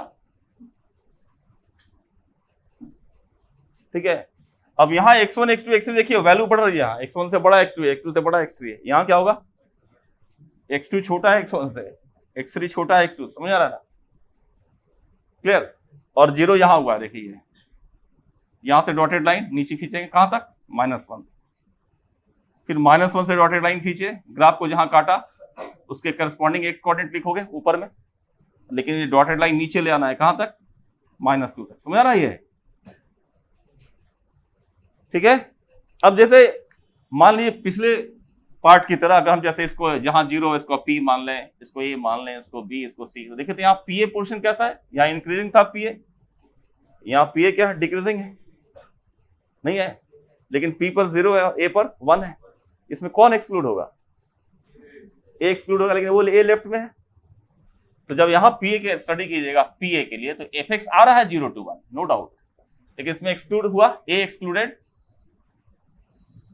और डोमेन इसका कितना रहा देखो तो, P का कोऑर्डिनेट मान लीजिए x0, P का x0 ही मान लेते हैं, इसका कितना हुआ, x1 <= x x0, यहां डोमेन x0 to x1 था, दिख रहा है ना, और वहां x1 से x0। तो यहां पर क्या होता है कि ये रखते हैं पेन 0 पर, और लेफ्ट साइड में आइएगा ऐसे, और यहाँ वैकेंसी, तो यहां रखेंगे पेन, लेफ्ट साइड में आएंगे ऐसे वैकेंसी, समझ रहा है, ऐसे पेन रखिएगा, लेफ्ट में आइएगा और वैकेंसी, क्लियर है। यहां -1 पेन रखे और दाएं भागते थे ना, वहां इंक्रीजिंग में दाएं भागते हो ना, डिक्रीजिंग में बाएं भागना है, ऊपर नहीं भागना है, नीचे नहीं भागना है। ठीक है, तो ये काम होता है इंटीग्रल पार्ट fx का। ठीक है, और ऐसे कंसेप्ट लगा के चलोगे तो ज्यादा अच्छा है। जैसे कुछ सवाल दिए थे क्या आपको, नहीं दिए थे, नहीं दिए तो अभी दे रहे हैं, उनको लगता है दिए थे रे। y = चलिए 2 का पावर s इंटीग्रल पार्ट, और आपको डोमेन दे रहे आपको -1 से लेकर 2 तक ऐसे, ठीक है ना, 2 पावर x का है, लेकिन डोमेन दिया है ना, तो -1 पे वैल्यू कितना होगा बताओ, -1 पे कितना वैल्यू आएगा, कितना आएगा, हाफ, -1 पे हाफ, और 2 पे कितना आएगा, 2 पे आ जाएगा 4। चलिए यहाँ मैंने 2 पर इसका वैल्यू 4 पहुंच गया, देख लीजिए, तो यहाँ जो ग्राफ पहुंच रहा है इसका मैक्सिमम वैल्यू यहाँ 4 तक आया। चलिए ये 4, अब क्या है कि हाफ से 4 के बीच नहीं, डोमेन हुआ -1 to 2, लेकिन y कोऑर्डिनेट जो आ रहा है फंक्शन का आउटपुट आ रहा है, कितना रहा है, हाफ टू 4, बीच में क्या क्या इंटीजर मिलेगा आपको, 1 2 एंड 3, 1 कहां हुआ, 0 पे ही 1 हो जा रहा है, 1 और 0 है ना, 0 का, 2 यहां हुआ, 3 इधर हुआ, तो 3 से डॉटेड लाइन खींचे, यहां काटा और परपेंडिकुलर डालेंगे, यहां x कोऑर्डिनेट लिखेंगे, x कोऑर्डिनेट कितना आएगा मालूम, तो आप 2 पावर x को 3 लिखेंगे, इससे x का वैल्यू निकल जाएगा, कितना आएगा रे, log 3/2, ये कोऑर्डिनेट लिख रहे हैं हम लोग, log 3/2, 2 कहां पर हुआ, तो 2 पावर x बराबर 2 करेंगे, उससे x का वैल्यू कितना आ जाएगा, 1 आएगा, 1 कहां हुआ, तो ये तो 1 यही y एक्सिस पर ही हुआ, 0 पे 1, समझ आ रहा है ना, तो ये युवा डॉटेड लाइन है ऐसे इस तरह से, ठीक है। अब सिंपल सेंस है, देखो यहां देखो फास्टली करिएगा, यहां कितना है 3, यहां कितना है 4, ये पूरा सेगमेंट 2 कंसेक्यूटिव इंटीजर के बीच का पोर्शन लेना है। तो इस पोर्शन का डोमेन क्या है, डोमेन इतना दूर है और रेंज कितना है 3 to 4। तो 2 to the power x जब 3 to 4 है तो इंटीग्रल पार्ट कितना होगा 3 हो जाएगा। तो ये पार्ट कन्वर्ट कर गया 3 में ऐसे। बोलो समझ रहा है? हाँ? नहीं ना समझ रहा है? एक बार नीचे वाला में देखते हैं एक बार, ये कितना है, कौन 2 कौन हुआ 2 to the power x, यानी अंदर में जो फंक्शन है वो कितना हुआ 2, और यहां ये पोर्शन कितना हुआ 2 to 3, डोमेन 1 से log 3। तो ये पोर्शन जो 2 से 3 है उसका इंटीग्रल पार्ट 2 हो जाएगा। ग्राफ क्या होगा y = 2, किसमें, नहीं समझ आ रहा है? इस पोर्शन में यहां 2 है और यहां 3 है, इसको ए मानिए इसको बी मानिए, ये मान के जितना करोगे देर लगेगा, थोड़ा सा स्पीड लाइए। किसी एक यानी तो इंटीजर पेन रखो, दाईं ओर दौड़ना शुरू कर दो, डॉटेड दी वाला है रुक जाओ, है ना, ये रटांत विद्या हो गया, ठीक है। कंसेप्ट ये है, यहाँ y इंटीजर 2 है, यहाँ y इंटीजर 3 है। y मींस ये अंदर वाला फंक्शन का वैल्यू जो है कितना, यहाँ 2 है और यहाँ 3 है। 2 हुआ है 1 पे, 3 हुआ है log 3 पे। तो डोमेन 1 से log 3 लेंगे तो उसका आउटपुट जो आएगा फंक्शन का वो 2 to 3 हो रहा है। तो जब fx 2 to 3 है तो उसका इंटीग्रल पार्ट कितना होगा 2 हो जाएगा, किसमें, इस डोमेन में। तो y = 2 ड्रॉ कर देना, इसी के बीच में ड्रॉ करना है। सो y = 2 इतना हुआ, देखिए y = 2 बस, ठीक है। 1 कहां हुआ, यहां, और यहां 2।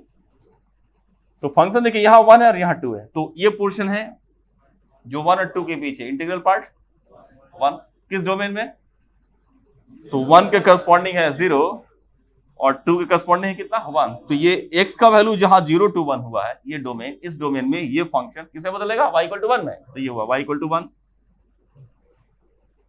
और ये पूरा 1 से नीचे करके हो गया है लेकिन 0 से ऊपर है, ये पूरा किसे बदलेगा 0 में, पूरा बदल जाएगा 0 में, ये पूरा बदल जाएगा 0 में, ठीक है। क्योंकि ये पूरा का पूरा जो सेगमेंट है इसकी वैल्यू 1 से कम है और लेकिन 0 से ज्यादा है, हाफ है और हाफ से ज्यादा है, मतलब 0 से ज्यादा है ना जी।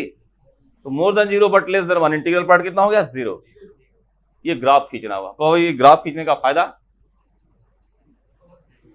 ये नहीं मालूम सर, बस ग्राफ खींचते हैं ऐसे। तो एरिया में डिफरेंट इंटीग्रेशन में ऐसे दे सकता था कि भाई integration -1 to 2 integral part of 2 की पावर x, इसकी वैल्यू बताएं आप। नहीं, सेंस क्या होता है डेफिनेट इंटीग्रेशन में, a से b और यहां कोई फंक्शन दिया हुआ है, मतलब ये फंक्शन x एक्सिस के साथ क्या एरिया बनाएगा। लेकिन उसमें ध्यान देना पड़ता है, डेफिनेट इंटीग्रेशन अगर आप निकाल रहे हैं तो एबव x एक्सिस जो एरिया लेना है उसकी वैल्यू पॉजिटिव लेना है और बिलो x एक्सिस जो है उसका वैल्यू नेगेटिव लेना है। तो यहां तो पूरा ग्राफ ऊपर है, यहां 0 हो गया है ना। तो आप एरिया में जाएंगे इसका वैल्यू निकालने के लिए तो खाली इतना ही करना था, -1 to 0, ये जो ग्राफ है वो 0 हो गया है, इसमें एरिया बनेगा नहीं क्योंकि x एक्सिस से वो कोइंसाइड कर गया। एरिया यहां बन रहा है, देखिए ये ग्राफ ये है और x एक्सिस यहां है, तो ये एरिया बन रहा है यहां, फिर यहां बन रहा है ये एरिया, फिर ये बन रहा है एरिया ऐसे।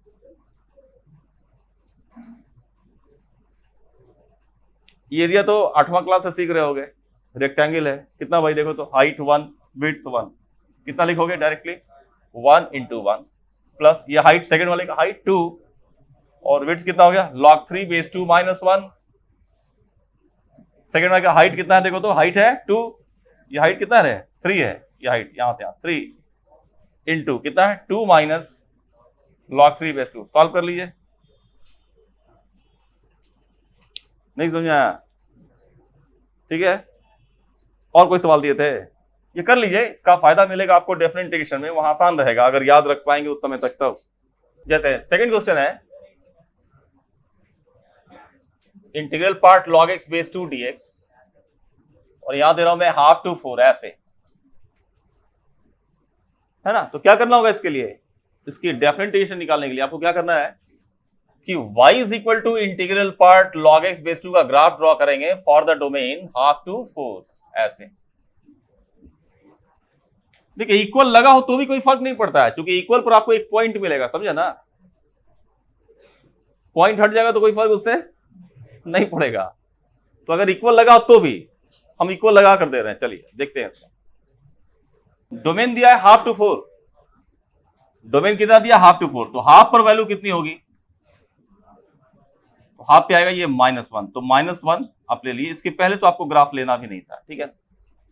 और 4 तक जाना है तो x की वैल्यू जहां 4 हो जाएगी, ठीक है, जैसे यहां 4 हो गए तो 4 पे y कोऑर्डिनेट कितना मिलेगा इसमें लॉग में, 4 पे मिलेगा 2, मतलब इसका y कोऑर्डिनेट जो है ये आ रहा है कितना, 2 आ रहा है ये, ठीक है। तो in the given domain log x varies from -1 to 2। आपको बीच में चूंकि काम ही है इंटीग्रल पार्ट फंक्शन ड्रॉ करना, उसके लिए सबसे पहला स्टेप है इंटीजर्स मार्क करना। तो इसके बीच में क्या क्या इंटीजर्स आएगा, एक तो यहां 1 आ रहा है, जैसे ये 1, दूसरा आ रहा है यहां 0 के करस्पॉन्डिंग पॉइंट ये है, और यहां से डॉटेड लाइन नीचे खींचिएगा आप, 1 के करस्पॉन्डिंग डॉटेड लाइन खींचिए जो ग्राफ को काटेगा, फिर उससे वर्टिकल डॉटेड लाइन लिखिए और यहां x कोऑर्डिनेट लिखेगा। तो क्या लिखेंगे, log x is equal to 1, तो log x बेस टू 1 करेंगे तो x का वैल्यू 2 आएगा, फिर कितना आएगा 2, तो 2 तो आपको 4 पे ही आ रहा है ना, बीच में कुछ है नहीं। अब इंटीग्रल पार्ट देखो कैसे ड्रॉ होगा कि इस पोर्शन को देखिए, पहले ऊपर वाला ही देख लो, सबसे आसान तो ऊपर वाला ही देख लो। यहां कितना है 1 और यहां कितना है, तो log x 1 से 2 हो रहा है, उसका डोमेन क्या है 2 to 4, है ना। log x यहां 1 हुआ और यहां 2 हुआ, दो कंसेक्यूटिव इंटीजर ये हुआ 1 और 2। तो आउटपुट को देखना है, उसके करस्पॉन्डिंग पॉइंट्स कहां लेंगे और कहां से कहां तक जाएंगे, ठीक है, और उसके करस्पॉन्डिंग डोमेन कितना है। यहां से देख रहे हैं 1 हुआ इस पर, 2 हुआ इस पर, ये ग्राफ का सेगमेंट हुआ, उसका डोमेन कितना हुआ 2 to 4, है ना। और चूंकि ये 1 से 2 वेरी कर रहा है, उसका इंटीग्रल पार्ट कितना हो जाएगा, y इक्वल टू 1 हो जाएगा। तो आपको यहां बनाना है y इक्वल टू 1, ऐसे y इक्वल टू 1 डोमेन कितना, यहां कितना हुआ y कोऑर्डिनेट, अरे y कोऑर्डिनेट 0 है यहां, और यहां y कोऑर्डिनेट कितना है 1, 0 to 1, दो consecutive integer 0 to 1, integral part कितना हो जाएगा 0 हो जाएगा। तो ग्राफ हो गया 0 to 1 to 2 में y इक्वल टू 0, ठीक है, 1 से 2 के बीच में y इक्वल टू 0। फिर यहां देखेंगे y का वैल्यू कितना है 0, यहां y का वैल्यू कितना है -1। ये पूरा सेगमेंट जो -1 to 0 है, उसका इंटीग्रल पार्ट कितना हो जाएगा -1 हो जाएगा, ठीक है ना। डोमेन कितना है, इतना है, हाफ से 1 के बीच। तो जब x हाफ से 1 है, log x -1 to 0 है, इसलिए उसका इंटीग्रल पार्ट हो जा रहा है कितना, y इक्वल टू -1। अब चूंकि इंटीग्रेशन दिया है तो एरिया तो निकालना था, तो यहां देखिए ये एरिया निकालना है, ये एरिया, लेकिन इसकी वैल्यू पॉजिटिव होगी। ये एरिया बनेगा नहीं, क्योंकि वो एक्स एक्सिस से कोइंसाइड कर गया, एक्स एक्सिस से ग्राफ कोइंसाइड कर गया, तो उसका एरिया क्या बनेगा 0। और यहां एरिया बन रहा है, लेकिन इसकी वैल्यू क्या होगी, नेगेटिव ली जाएगी, ठीक है ना। जब आप एरिया निकालने के लिए कहेगा तो दोनों का वैल्यू पॉजिटिव लेंगे, जब इंटीग्रेशन निकालने कहेगा तो इंटीग्रेशन का मतलब होता है the sum of algebraic area, ऊपर वाला पॉजिटिव नीचे वाला नेगेटिव। तो ये एरिया हो गया, देख रहे हो कितना है 1 इंटू हाफ, तो वैल्यू आ जाएगा -हाफ। इसका वैल्यू कितना हुआ 0, और इसका वैल्यू कितना हुआ देखो तो 2, आंसर कितना आ जाएगा 3/2, ठीक है ना। नहीं ना, नहीं ठीक लग रहा है, क्या बोल रहा है 3/2 क्या आया, इस इंटीग्रेशन का वैल्यू आया। अगला सवाल लिखो तुम लोग, जो कभी भी एग्जाम में आ सकता है, integration 0 to pi integral part 2 cos x dx। ये cos इस तरह होता है आपका, ऐसे 0 यहां और पाई यहां, इतनी ही दूर की बात करें तो ये, लेकिन cos x है, 2 मल्टीप्लाई करें तो डबल हो जाएगा। ये -1 जो है यहां पर -1 होता है पाई पे, तो नीचे आ जाएगा -2 पे, ऐसे ये 1 हो रहा है 0 पे, ये ऊपर चला जाएगा 2 पर। तो ग्राफ इसका जो है इस तरह से होगा, ऐसे इस तरह से। तो आपको इस पोर्शन को खाली इतना दूर देखना था, ये पूरा डिक्रीजिंग पार्ट,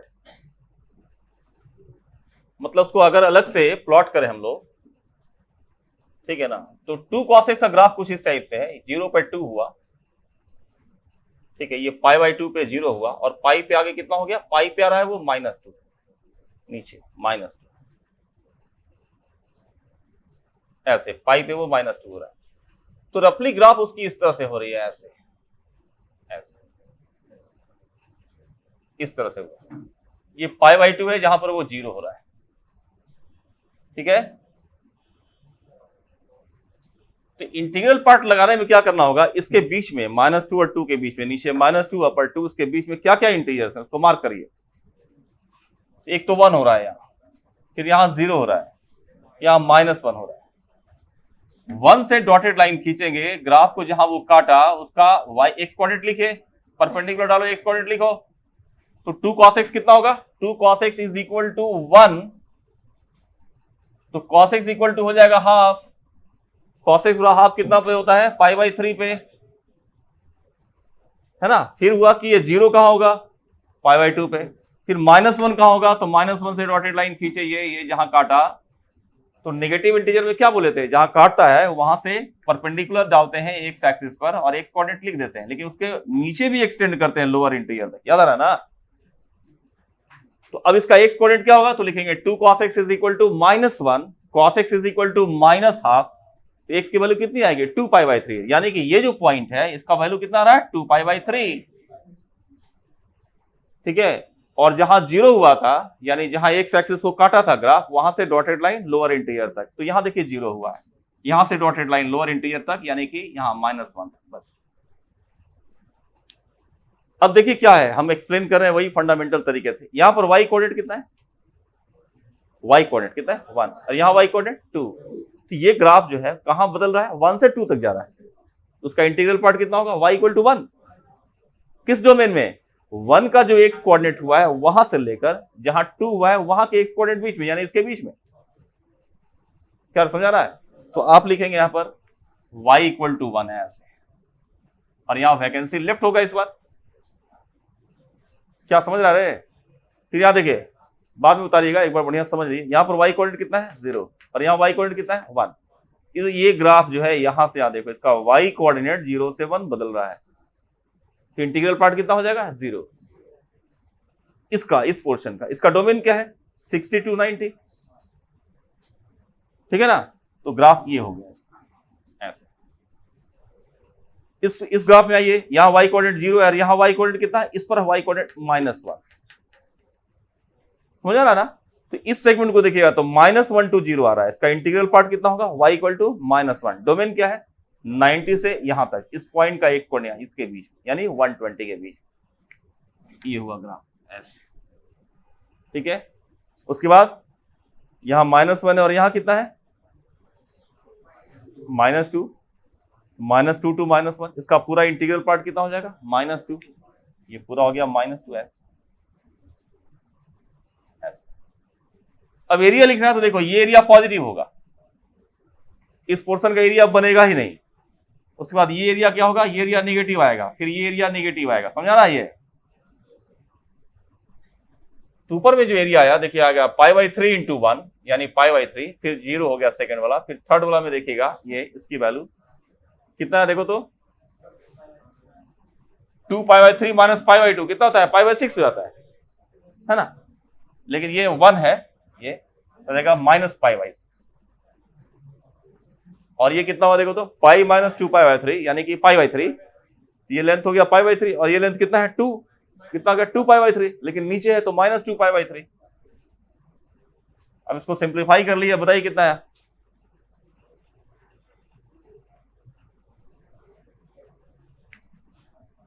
यह जाएगा -π/2, ठीक है। एक और सवाल, उसके बाद ग्राफ का वेराइटी बदलेंगे, ठीक है। डिफरेंशिएशन में एक क्वेश्चन आता है, कहता है 0 to 2π integral part sin x plus cos x, integral part बना लीजिएगा ना इसको। हाँ, दोनों होमवर्क में देते हैं। दो तरह के ट्रांसफॉर्मेशन देख रहे हैं, इंटरनल एंड एक्सटर्नल। अभी तक देख रहे थे इंटीग्रल पार्ट आउटसाइड से लगाया जा रहा था, इस बार इनसाइड से। तो इसके लिए आपको ट्रांसफॉर्मेशन सीखने के लिए जरूरत नहीं है, क्योंकि यहां डायरेक्ट एक्स में ही दिया ना, तो सीधे एक्स की वैल्यू लेनी है 0 to 1, 1 से 2। मतलब कहने का कि जैसे अगर कहा 0 to 1, x 0 to 1 है तो ये 0 होगा, तो f0। फंक्शन में 0 डालने से कोई वैल्यू आएगा। मान लीजिए कि कोई फंक्शन है जिसमें 0 डाले आ गया 4, तो आपको ड्रॉ करना है y इक्वल टू 4, 0 से 1 के बीच में। 1 से 2 लिया है, कितना हो गया ये 1, f1। ऐसे ही होता है ये, ठीक है। जैसे एग्जांपल समझे कि अगर कहता है y equal to 2 to power integral part x, ऐसे, ठीक है। और यहां दे दिया गया आपको x का वैल्यू -1 से लेकर मान लिया 2 तक, ठीक है। क्या करेंगे, यहां x ही में है ना रहे, इसको इसमें ट्रांसफॉर्मेशन सीखने की जरूरत नहीं है, ऐसे ही ज्यादा आसान होता है। कंपैरिजन टू ट्रांसफॉर्मेशन है, लेकिन in comparison to transformation direct करना ज्यादा आसान होता है। तो डायरेक्ट ही करते हैं इसमें कि अगर -1 to 0 हम लेंगे, ये क्या हो जाएगा -1, 2 की पावर -1 हो जाएगा हाफ। फिर लेंगे 0 to 1, 0 to 1 में 0 होगा, 2 का पावर 0 हो गया 1। 1 से 2 में क्या हुआ, 1 से 2 में ये 1 होगा, ग्राफ हो गया 2। और चूंकि इक्वल लगा तो x पावर 2 पे अलग से लिख लो, 2 पावर 2 यानी 4, ठीक है ना। अब ग्राफ इसका कितना सिंपल है, सबको पता है इसका ग्राफ क्या करेगा। देखिए देखना, -1 0 1 2, -1 से 0 के बीच में आपको y equal to half banana है, y इक्वल टू हाफ। चलो यहां मार्क कर लो, ये 1 ये 2, ठीक है ना, 3 और ये 4। चलिए ऐसे यहां आएगा हाफ, यहां पर हाफ। तो y इक्वल टू हाफ का ग्राफ जो है वो इस टाइप से हुआ,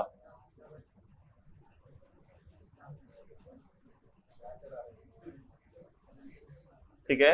y इक्वल टू 1 यहां से है, और y इक्वल टू 2 ये रहा। लेकिन x इक्वल टू 2 पर एक पॉइंट अलग से मिल रहा है। इक्वल साइन रहेगा तो क्या होगा, एक पॉइंट अलग से मिलेगा। x बार 2 पर एक पॉइंट अलग से मिल रहा है, ये कितना हुआ, ये 4। लेकिन ये इक्वल रहे या ना रहे, एरिया पे यानी इंटीग्रेशन पे कोई असर नहीं आता है, कोई इफेक्ट नहीं आया। क्यों नहीं आएगा इफेक्ट, क्योंकि एक पॉइंट है ना, point is a dimensionless quantity. अगर वो है तो भी एरिया बढ़ेगा नहीं, वो हट गया तो भी एरिया घटेगा नहीं, ठीक है। x/2 की ग्राफ हमको खींचनी है और डोमेन देखते जाइए, डोमेन दिया है, पहले लेते हैं 1 से 2, तो इसकी वैल्यू 1 हो जाएगी, ये टर्म 1 हो जाएगा। log 1 is 0। जो आप 2 से 3 लेंगे ये 2 हो जाएगा, log 2/2 इज 1। जब x 3 से 4 लेते हैं, 3 to 4 आ जाएगा log 3/2। जब अगर इक्वल भी ले लें x इक्वल टू 4 पे तो आ जाएगा 2। तो ये तो पॉइंट हो गया, ठीक है ना। तो ग्राफ खींचिए, 1 2 3 4, 1 से 2 के बीच में ग्राफ मिल रहा है, y इक्वल टू 0, यानी ग्राफ रहा है ऐसे। 2 से 3 में आ गया 1, अगर यहां 1 कट कर लिए तो 2 से 3 में ये आ रहा है y इक्वल टू 1 ऐसे। और 3 to 4 में कितना रहा, log 3/2, जो 1 से थोड़ा ज्यादा है, तो मान लीजिए यहां पर आया log 3/2 ऐसे। इसके सामने यहां ये हो जाएगा 3 to 4 में log 3 ग्राफ आया। और x इक्वल टू 4 पर एक पॉइंट आ गया, मान लीजिए 4 पे 2। इस पॉइंट के होने ना होने से एरिया पे कोई असर नहीं पड़ता, एरिया तो यहां बन रहा है, ये एरिया, और दोनों पॉजिटिव ही है, ठीक है ना। इसकी वैल्यू कितनी आ रही है, तो हाइट है 1 और ये विड्थ है 3 - 2 यानी 1, तो 1 इसका, और इसका एरिया कितना होगा, ये 1 है और ये log 3 है, तो कितना आ गया 0 + 1 + log 3/2, ठीक है ना। लेकिन ये बहुत आसान होता है, इस पर क्वेश्चन जल्दी रेज नहीं किए जाते, ठीक है। तो ये 10 मेन ट्रांसफॉर्मेशन था आपका, ठीक है। अब कुछ ऐसे भी ट्रांसफॉर्मेशन है जिसका यूज नहीं है, लेकिन कोचिंग वाले जो है कुछ पढ़ाते हैं दिखाने के लिए कि हाँ बहुत ज्यादा है, तो आप पढ़ना चाहे तो पढ़ा सकते हैं। जैसे y इक्वल टू fx है, एक मिनट सुन लो पहले, y इक्वल टू fx है, तो mod y equal to fx कैसे बनाएंगे। अभी थोड़ी देर पहले हम लोग पढ़े थे y equal to integral part fx, y equal to fx तो सीखा है, मॉड y बाय fx कैसा होगा। y equal to integral part fx सीखा है, integral part y by fx कैसे होगा, ठीक है ना। इस सब का यूज पड़ता नहीं है, लेकिन कोई एक दिखाता है, जैसे ऊपर वाला, चलिए जान लीजिए, ठीक है ना। Mod y equal to F x में ऐसे समझेंगे, देखिए this is not defined if f x is less than 0। अगर एफ एक्स नेगेटिव होने का क्या मतलब हुआ, उसका ग्राफ एक्स एक्सिस के नीचे पाया जाए,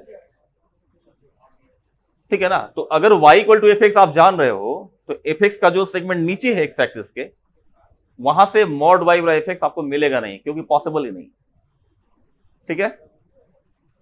लेकिन अगर ऐसा हो कि एफ एक्स पॉजिटिव आ गया हो, आपको पता है कि मॉड y बराबर के, तो पढ़ा ना कि मॉड y बराबर अगर k हो, 2 हो, 5 हो, तो मॉड हटाने पर प्लस माइनस साइन लगता है। तो अगर एफ एक्स पॉजिटिव है, ये पॉजिटिव है, mod y equal to F x, तो इसका मतलब हुआ कि y बराबर प्लस माइनस एफ एक्स हो जाएगा, ठीक है। इसका सेंस ये हुआ कि अगर मान लीजिए हमारे पास ग्राफ कुछ इस टाइप से, सपोज कि ग्राफ ऐसे है, इस टाइप से ग्राफ है, this is the graph of f x, मान लिया ऐसे, this is graph of y equal to F x. तो जहां एफ एक्स निगेटिव हो गया, यानी नीचे वाला पोर्शन, इसके लिए मॉड y बराबर एफ एक्स मिलेगा नहीं, तो इसको हटा देना होगा, ये मिलेगा ही नहीं, हटाइए उसको, ठीक है। और जहां पॉजिटिव है, यानी the portion above x axis, वहां मिलेगा, और प्लस में भी मिलेगा, और मतलब ये तो रहेगा ही रहेगा, इसके साथ एक और भी रहेगा जिसका नाम होगा y equal to minus f x. तो y equal to minus f x extra में मिलेगा, ये तो रहेगा ही, तो एक्स्ट्रा में ही आएगा ग्राफ ऐसे, तो समझ रहा है। लेकिन ये जो रिजल्टिंग ग्राफ हुआ, ये फंक्शन फिर नहीं रहेगा, ध्यान दीजिएगा, ये फंक्शन, क्योंकि y एक्सिस के पैरेलल लाइन दो जगह काटेगा, तो इनका प्रयोग होता है एरिया वगैरह में, है ना। जैसे मान लिया आपको दे दिया mod y equal to sine, ठीक है, mod y equal to sine x, कैसे करेंगे, तो y equal to sine x पता ही है कि चलो भाई ये साइन एक्स ऐसे है, ठीक है ना। और नेगेटिव वाले पर तो पॉसिबल ही नहीं, इसलिए हटा दिए। लेकिन जहां पॉजिटिव वहां वो तो रहेगा ही, एफ एक्स तो रहेगा ही, साथ में माइनस एफ एक्स भी मिलेगा, मतलब ये तो रहेगा ही, 0 से पाई में ये तो रहेगा ही, इसका रिफ्लेक्शन भी मिलेगा ऐसे, रिफ्लेक्शन ही मिलेगा ऐसे, बोला समझा ना, ये नहीं आ रहा समझ,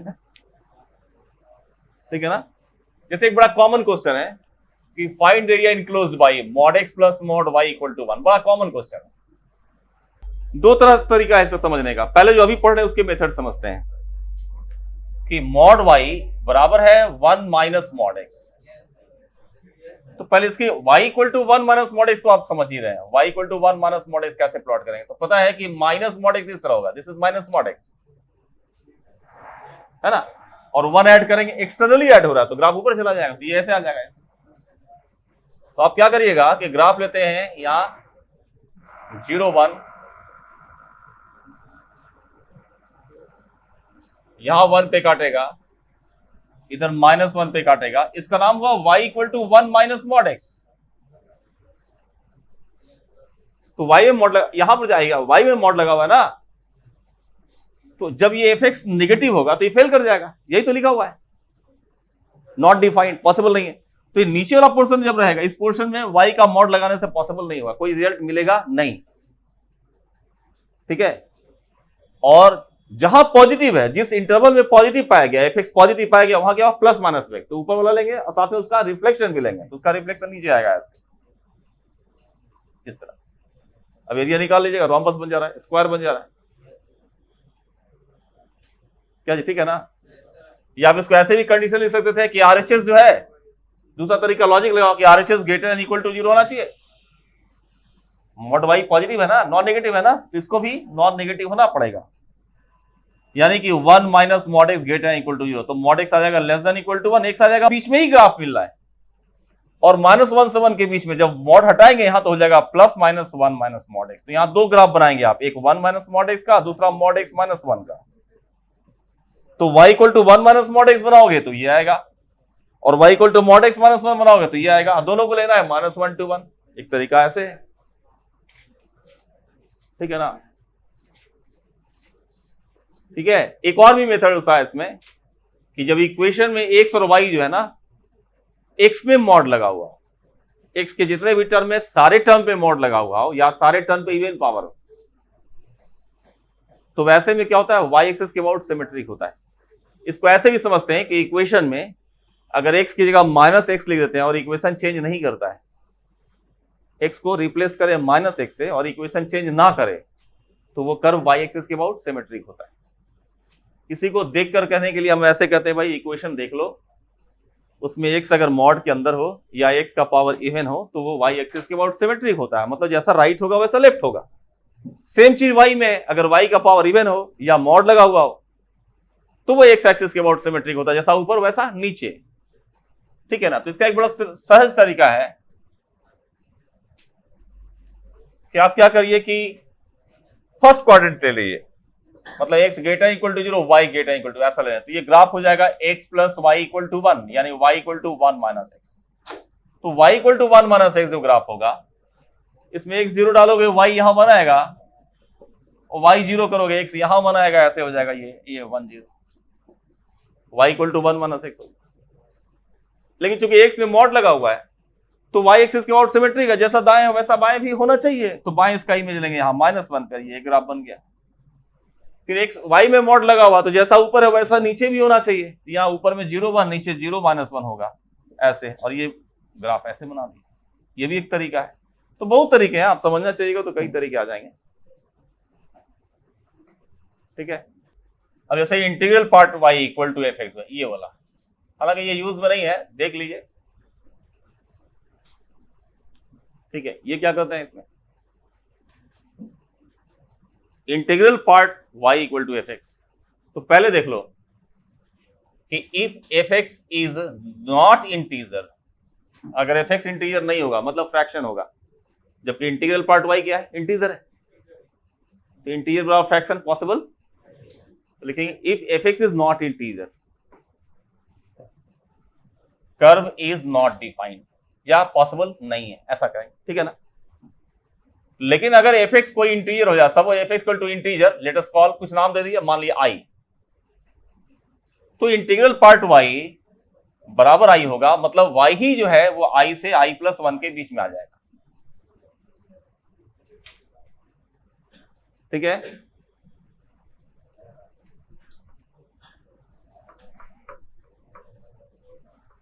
क्या सेंस है इसका, सेंस इसका ये है, हालांकि देखना इसका यूज जनरली होता है इलेक्ट्रिकल सिग्नल्स वगैरह में, इलेक्ट्रॉनिक सिग्नल्स वगैरह में इसका यूज होता है ना, बाकी जगह यूज नहीं है इसका। मान लीजिए जैसे ऐसे ग्राफ लेते हैं ऐसे, ठीक है ना, तो कुछ इंटीजर ले लो, जैसे मान लो कि यहां लेते हैं 1, यहां हुआ 1, ये लेते हैं 2, लेते हैं 3, ऐसे। ठीक है ना, तो इंटीजर का एक्स कोऑर्डिनेट लिख लेना, अपना जो एक्स कोऑर्डिनेट होगा लिख लीजिएगा। ठीक है, अब जरा देखना कहां गड़बड़ हो रहा है इसमें, इंटीजर कहां है, सिर्फ ये पॉइंट पर, ये और ये बीच वाला पोर्शन क्या है, यहां से आप पॉइंट, इन दोनों पॉइंट को छोड़ दिए, बीच वाला पोर्शन क्या है, फ्रैक्शन। यानी कि इस डोमेन में जहां फ्रैक्शन है, इस यहां से यहां तक कोई ग्राफ मिलेगा नहीं, कहां मिलेगा, सिर्फ जहां इंटीजर हुआ है। ठीक है, तो आप इसको ऐसे समझिएगा कि जैसे यहां पर 1 हुआ, यहां पर मान लो x का कोऑर्डिनेट, समझ रहे हो ना, ये 1 कब हुआ, तो एफ एक्स का वैल्यू आप 1 करेंगे, इससे x की कुछ वैल्यू आएगी, मान लेते हैं x1 आया, तो एफ एक्स बराबर 1 जहां आया है, एफ एक्स समझ आ रहा है, तो एफ एक्स जब 1 होगा तो इंटीग्रल पार्ट y 1 लिखना होगा, और y क्या होगा 1 से 2। इसमें क्या होता है, ये नीचे से ऊपर एक्सटेंड हो जाता है ऐसे, इस तरह। ठीक है, यहां 2 हुआ, यहां पर क्या हुआ, यहां y कोऑर्डिनेट कितना है 2, एक्सटेंड कहां होगा 2 से 3 ऐसे, उसके आगे होगा 3 से 4 ऐसे। तो ये ग्राफ होता है, ये तो फंक्शन रहेगा नहीं ना, और बीच में यहां से यहां तक ग्राफ नहीं मिलेगा क्योंकि फ्रैक्शन है वो, तो ग्राफ ऐसे मिलता है, फ्रैक्शन इस तरह है ना। तो जनरली आपके आईआईटी क्वेश्चंस में इस तरह के सवाल पूछे नहीं जाते हैं, आपकी इच्छा है याद रखें, ना भी रख सकते हैं, अभी तक तो नहीं पूछा है किसी सवाल में। कितना ट्रांसफॉर्मेशन हो गया अभी तक, 12 हो गया। अब रेसिप्रोकल ट्रांसफॉर्मेशन है कि y equal to F x कोई फंक्शन है तो 1 बाई एफ एक्स कैसा होगा? चलिए देखिए, रेसिप्रोकल केस जो है वो बाद में बताएंगे, अभी दूसरा चीज बताते हैं जो आईटी में कई बार है, दिस इज वेरी इंपॉर्टेंट। ठीक है, इस तरह का फंक्शन कहता है y is equal to maximum of two function या y is equal to minimum of the two. मैं अभी 2 का समझा रहा हूं, यहां 3 तक आईटी पूछा है और 1-2 बार नहीं, करीब 8-9 बार पूछ चुका है।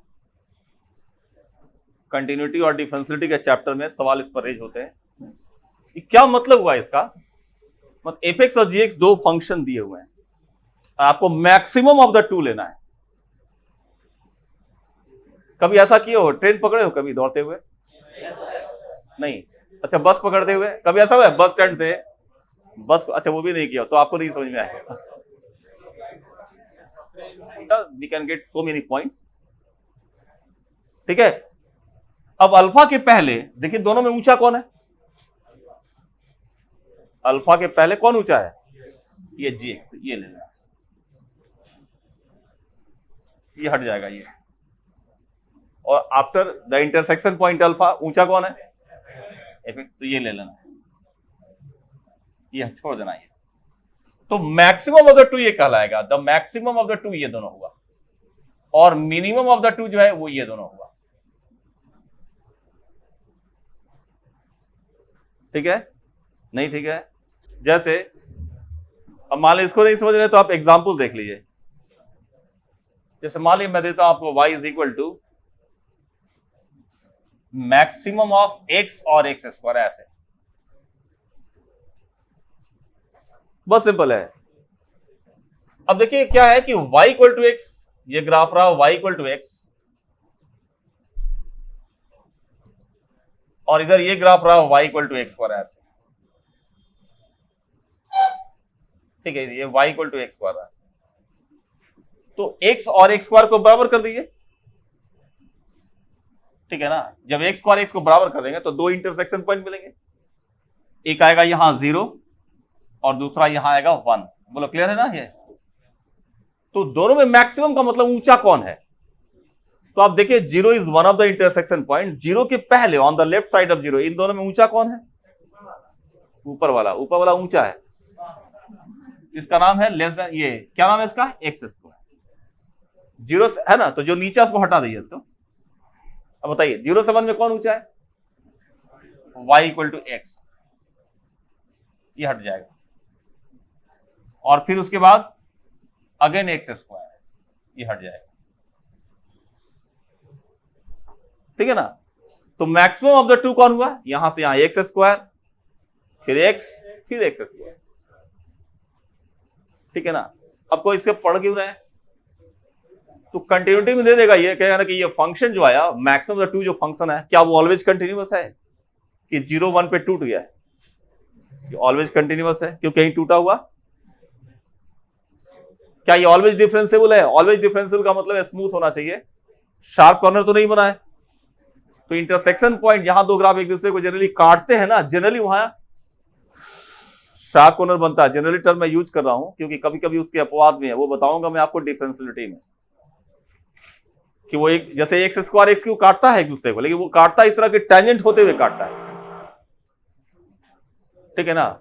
तो अभी समझाएंगे तो समझ में नहीं आएगा, इसलिए उसको वेट करिए। तो इसलिए मैं जनरली टर्म यूज कर रहा हूं कि जनरली ये दोनों फंक्शन है ना इस तरह से, या 1 पे काटता हुआ, इधर इधर -1 पे काटता हुआ, ऐसे।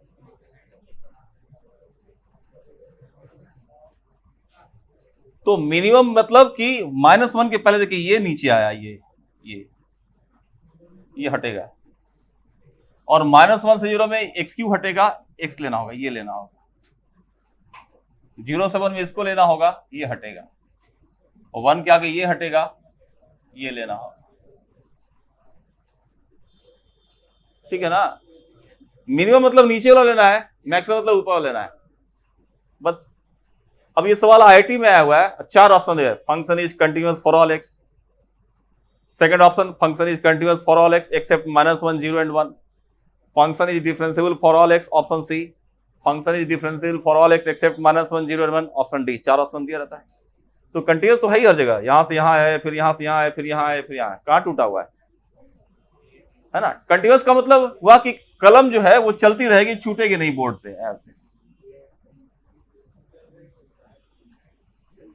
और डिफरेंशिएबल नहीं है मतलब वहां शार्प कॉर्नर बन गया. तो -1, 0, 1 तीन जगह शार्प कॉर्नर बने हैं, वो डिफरेंशिएबल नहीं होगा. ठीक है, 2 पाई तक रहेगा. इधर 0 से स्टार्ट करना है. इधर वाला पोर्शन में हटा दे रहा हूं. ये sin x जो है वो चलेगा इस तरह. यहां है 3π/2, यहां -1 इस तरह से. ये ग्राफ है sin x का और ये ग्राफ है cos x का. y = cos x, y = sin x. काटा कहां दोनों, तो कहां काटा ये जानने के लिए क्या करना होगा, sin x cos x को बराबर कर दीजिए. तो जब sin x और cos x को इक्वल करेंगे आप, sin x = cos x, तो दो वैल्यू आएगी. एक आएगी π/4 फर्स्ट क्वाड्रेंट में और दूसरा आएगा थर्ड क्वाड्रेंट में यहां पर, जिसका वैल्यू होता है कितना, 5π/4. तो जब मैक्सिमम लेना होगा तो देखिए 0 से π/4 में ये cos ऊपर है, इसलिए cos मैक्सिमम में आएगा, sin छूट जाएगा. π/4 से लेकर 5π/4 के बीच में देखिए sin x ऊपर है, ये sin x है ना, ये cos हट जाएगा यहां. And beyond that up to 2π क्या देखते हैं इसमें, फिर अगेन cos x ऊपर चला गया और sin x नीचे आ गया. तो ये नीचे वाला हटा दीजिए. ये हुआ मैक्सिमम ऑफ द टू. पूरा ग्राफ देखिए 0 से 2π में कहीं भी टूटा नहीं है ना. लेकिन शार्प कॉर्नर बनना एक π/4 पे, दूसरा 5π/4 पर, वहां डिफरेंशिएबल वो नहीं रहेगा. चलो फंक्शन ही लेता हूं. जैसे मान लेता है f मैक्सिमम और fx dx, इसको एक फॉर्मूला फॉर्म में भी लिखा जाता है. fx plus gx/2 plus modulus of fx minus gx/2. 2 को बाहर भी लिख सकते हो मॉड से. अगर यही मिनिमम ऑफ द 2 रहेगा, लेकिन तब ये फॉर्मूला 2 ही के लिए, 3 रहेगा तो दिक्कत हो जाएगी. मिनिमम होता है fx plus gx/2 minus modulus of fx minus gx/2. इस तरह ध्यान दीजिए. ये सवाल बहुत हल्का है, तो आईटी एडवांस के लायक तो सवाल नहीं है. फिर भी देखिए इसमें आर्गुमेंट में देखोगे, लॉग का जो आर्गुमेंट है उसमें वेरिएबल पार्ट सिर्फ इतना है, केवल इसी पर ध्यान दो ना. यू मान लेते हैं. तो u का मिनिमम वैल्यू कितना आएगा, -√2, और मैक्सिमम कितना आएगा, +√2. क्योंकि यहाँ a का वैल्यू 1 है, b का वैल्यू 1, √a² + b² होगा. तो आप डायरेक्ट लिख सकते थे कि y का जो मिनिमम मान आएगा, वैल्यू आएगा, होगा log base 2 the minimum value of this term, यानी -√2 + 3√2 डिवाइड बाय √2. कितना हो जाएगा ये, 2√2/√2 यानी 2. तो log 2 base 2 आ जाएगा 1. और y मैक्सिमम करना होगा, तो यही टर्म जो है +√2 में आएगा, है ना. 4√2/√2 log 4 base 2 कितना हो जाएगा, 2. रेंज हो गया कितना, 1 से 2, दोनों पर इक्वल साइन लगेगा. अब इतना हल्का सवाल आईआईटी पूछेगा, लेकिन जेईई मेंस पूछता है, ऐसा नहीं है. जेईई मेंस में कुछ सवाल बहुत हल्का रहता है और कुछ सवाल बहुत मजेदार भी रहता है. चलो ऐसे टाइम पास करने के लिए सवाल पूछते हैं. टाइम पास नहीं हो रहा है. कहता है √log mod cos x base e. बताओ इसका रेंज कितना होगा. y = cos power 4x plus sin power 4x. ये सब बच्चा टाइप सवाल है ना. cos to power 6x plus sin to power 6x. ठीक है, cos to power 4x plus sin square x. मजेदार बात बता रहा हूं कि ये सब सवाल ये तो एक बार आ चुका था. cos power 4x plus sin को एक बार एग्जाम में आ गया जेईई मेंस में. हालांकि देना नहीं चाहिए, लेकिन दे दिया एक बार. कैसे बनाओगे, सिंप्लीफाई खाली करना है. परफेक्ट स्क्वायर बनाइए. इसको cos स्क्वायर x को a मान लो, sin स्क्वायर x को b मान लो, a + b होल स्क्वायर बदलो इसको. ठीक है, हाँ, जो 10 पास किया उन लोगों के लिए ये सवाल है ना. इसको cos स्क्वायर x को a मान लो तो a स्क्वायर हो जाएगा. ये sin स्क्वायर x को b मान ले तो ये b स्क्वायर हो जाएगा. तो आप इसको डायरेक्ट लिख सकते थे cos square x plus sin square x whole square minus 2 cos square x sin square x. तो ये तो 1 हो जाएगा. और 2 sin x cos x कितना होता है, sin 2x हो जाता है, स्क्वायर है ना जी। तो 2 मल्टीप्लाई कर दो sin 2x का होल स्क्वायर हो जाएगा। तो आप इसको ऐसे लिख सकते हैं 2 sin x cos x whole square by 2, यानी कि 1 minus sine square 2x by 2। अब बताओ y का मिनिमम वैल्यू कब आएगा, जब ये मैक्सिमम हो जाएगा। सब्ट्रैक्टिंग फैक्टर मतलब जितना ज्यादा घटा होगा उतना कम बचेगा। तो y minimum is equal to 1 minus the maximum value of this, तो 1 माइनस 1 बाई 2 यानी हाफ आ जाएगा। y का मिनिमम वैल्यू चाहिए तो मैक्सिमम घटा है, उस तरह y मैक्सिमम चाहिए तो इसका मिनिमम लेना होगा। इसका मिनिमम कितना होगा, 0 हो जाएगा 1। तो रेंज कितना है, हाफ टू 1। और अगर यहां दोनों 6 रहता तो ए क्यू प्लस बी क्यू पर ले जाकर तोड़ते, तो मालूम नहीं है मालूम है। चलिए ये सब घटिया सवाल है ना, इसमें खुश नहीं होना है, ये सब घटिया सवाल है। अब इसी तरह एक सवाल दिया हुआ है, कहता है y is equal to under root cos x plus under root sine x, और आपको इंटरवल दे दिया है 0 से लेकर, मैं जरा इंटरवल देख लूं, 0 टू पाई बाई 3।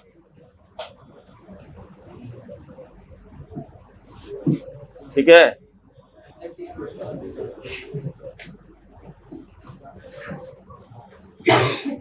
और लंबा अगर करना हो तो इसमें और लंबा भी कर सकते हैं। अब देखिए मैं मिक्स कर रहा हूं सवाल को, देखिएगा। तो y is equal to cos ln x square plus e by x square plus 1 plus sine ln x square plus a by x square plus 1। अब क्या जानते हैं, दो चीजें मिक्स हो गई हैं इसमें।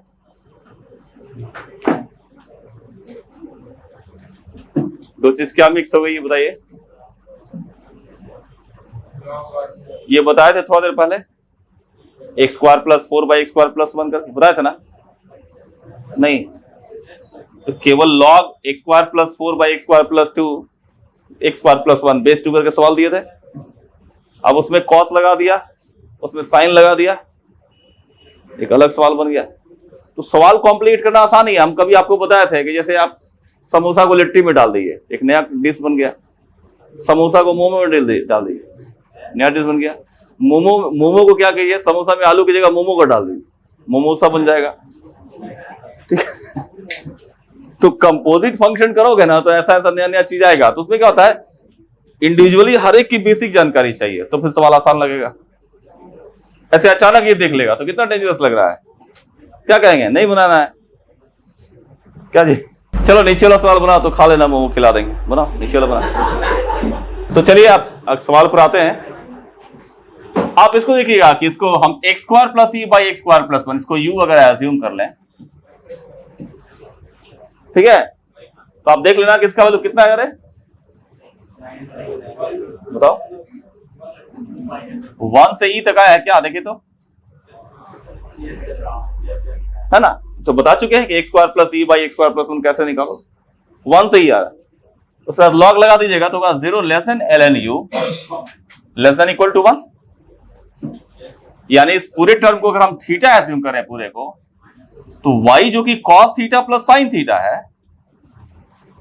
और थीटा तो log u है, तो इसमें इसका डोमेन जानते हैं कितना हुआ, थीटा आ गया 0 से लेकर 1 तक, समझा रहा। तो इसका रेंज -√2 से √2 नहीं लिख सकते, ठीक है ना। वो कब होता, जब थीटा उस एंगल को कवर करता जहां पर ये मिनिमम होता है, और उस एंगल को भी कवर करता जहां वो मैक्सिमम होता है, ठीक है। एक सिंपल ऐसे समझो ना, मतलब केवल साइन को लीजिए ना आप, केवल साइन थीटा ग्राफ लीजिए, ऐसे साइन थीटा होता है। चलिए इस तरह से हमें पता है कि साइन थीटा का रेंज जो है वो -1 to 1 होता है। उसके लिए पूरा ग्राफ लेने की जरूरत नहीं है, यह जहां पर 1 बना है वो पॉइंट ले लो, और जहां मिनिमम यहां -1 बना वो इतना ही दूर ले लो ना, -90 से 90। इधर नहीं मिलेंगे तो हो जाएगा, या 90 से 270 हो जाएगा रेंज -1 to 1। लेकिन अगर रेंज केवल दिया हो कि नहीं भाई इतना ही डोमेन दिया आपको, साइन थीटा का रेंज बताइए, अगर थीटा 0 से पाई है, इतना ही है, तो 0 से पाई, 0 से पाई बाई 2 तक तो 0 to 1 हो गया, और फिर 1 to 0 हो गया, तो रेंज कितना हुआ, 0 to 1। बोलो बात समझ आ रहा है। अगर केवल 0 से π/2 ही रेंज दिया है तो तब रेंज आएगा 0 to 1। वही यहां रेंज रेस्ट्रिक्ट हो गया, सॉरी इसका थीटा के फॉर्म में डोमेन रेस्ट्रिक्ट हो गया, तो रेंज भी रेस्ट्रिक्ट हो जाएगा। तो बनाएंगे कैसे इसको, तो यहां फिर मोनोटोनिसिटी चली आएगी। ठीक है, तो मोनोटोनिसिटी कैसे आएगी, आप डिफरेंशिएट कीजिए, आएगा -sin theta plus cos theta, इसको 0 करिएगा तो थीटा का वैल्यू π/4 आएगा। अब देखना ये π/4 इसके बीच में है कि नहीं है, तो हमें क्या करना होगा, चलो भाई ये 1 हुआ, ये 0 हुआ और बीच में कहीं π/4 हुआ, तो बताओ यहां पर y कितना आएगा 0 पर, जब ये थीटा 0 लेंगे तो 1 आएगा, और जब 1 लेंगे तो कितना आएगा cos 1 प्लस sin 1। ये 1 है क्या, ये 1 एंगल हुआ रेडियन में, है ना, वो 10th के पहले डिग्री होता था, 10th के बाद जो है सब क्या है नहीं लिखा है, मतलब वो रेडियन में, ये वैल्यू आई। फिर π/4 में कितना आएगा, देखिए √2 आएगा, चलिए 1/√2 प्लस √2 आ जाएगा, ठीक है ना। अब ये बड़ा है कि ये बड़ा है, ये कहां पता है, तो सिंपल तरीका है, 0 से 45 के बीच में कोई नंबर ले लो, जैसे 30 ले लेते हैं, 30 डालिएगा यहाँ पर, यहाँ 30 डालिए, तो cos 30 कितना होगा √3/2, sin 30 हाफ, ये पॉजिटिव आ गया ना, ये पॉजिटिव है, मतलब यहाँ इंक्रीजिंग है और डिक्रीजिंग है, इसका मतलब यहाँ मैक्सिमम बना होगा, तो ये हाईएस्ट है, ये हाईएस्ट नहीं है, समझा रहा ना। अब समझा, एकदम क्लियर है ये। अब इन तीनों में देखिए सबसे छोटा कौन हुआ, ये कि वो, ये भी डाउट हो रहा है, सबसे छोटा 1 आएगा, इसको भी क्लियर है। 1 रेडियन कितना होता है, नियरली 58 समथिंग कुछ होता है, ऐसा ही कुछ है, 60 डिग्री के आसपास है, जस्ट नीचे 57 है, अच्छा चलिए वही मान लेते, तो नियरली यहां पहुंचेगा और नियरली √3/2, तो √3 प्लस 1/2 के आसपास ये हल्का कम होगा, तो देखिए इसकी वैल्यू मोर देन 1 आ जाएगी, आप देख लीजिए it's value is more than 1। तो ये स्मॉलेस्ट हुआ और ये हाईएस्ट हुआ। रेंज कितना लिखेंगे आप, 1 से √2 तक, बोलो समझा, 1 से √2, तो आपका थोड़ा सा गड़बड़ हुआ है। तो रेंज अभी और है, सवाल बहुत है, लेकिन सारा सवाल यही नहीं कर देना ना, क्वेश्चन तो हंड्रेड्स हैं, तो सारा सवाल अगर थोड़ा है ना, वो तब कराने का है जब आप सोच लिए हो कि सर हमको अब मास्टर ही बनना है, 2 साल रहेंगे परमाणु में, उसके बाद आपके सामने विषाणु खोल देंगे, ठीक है, गाना गाएंगे, तेरे कोचिंग के सामने एक कोचिंग बनाऊंगा क्या। तो ऐसा है, रेंज बहुत है, डोमेन भी बहुत है, क्वेश्चंस एक आइडिया लग गया कि ऐसे ही बनाया जाता है।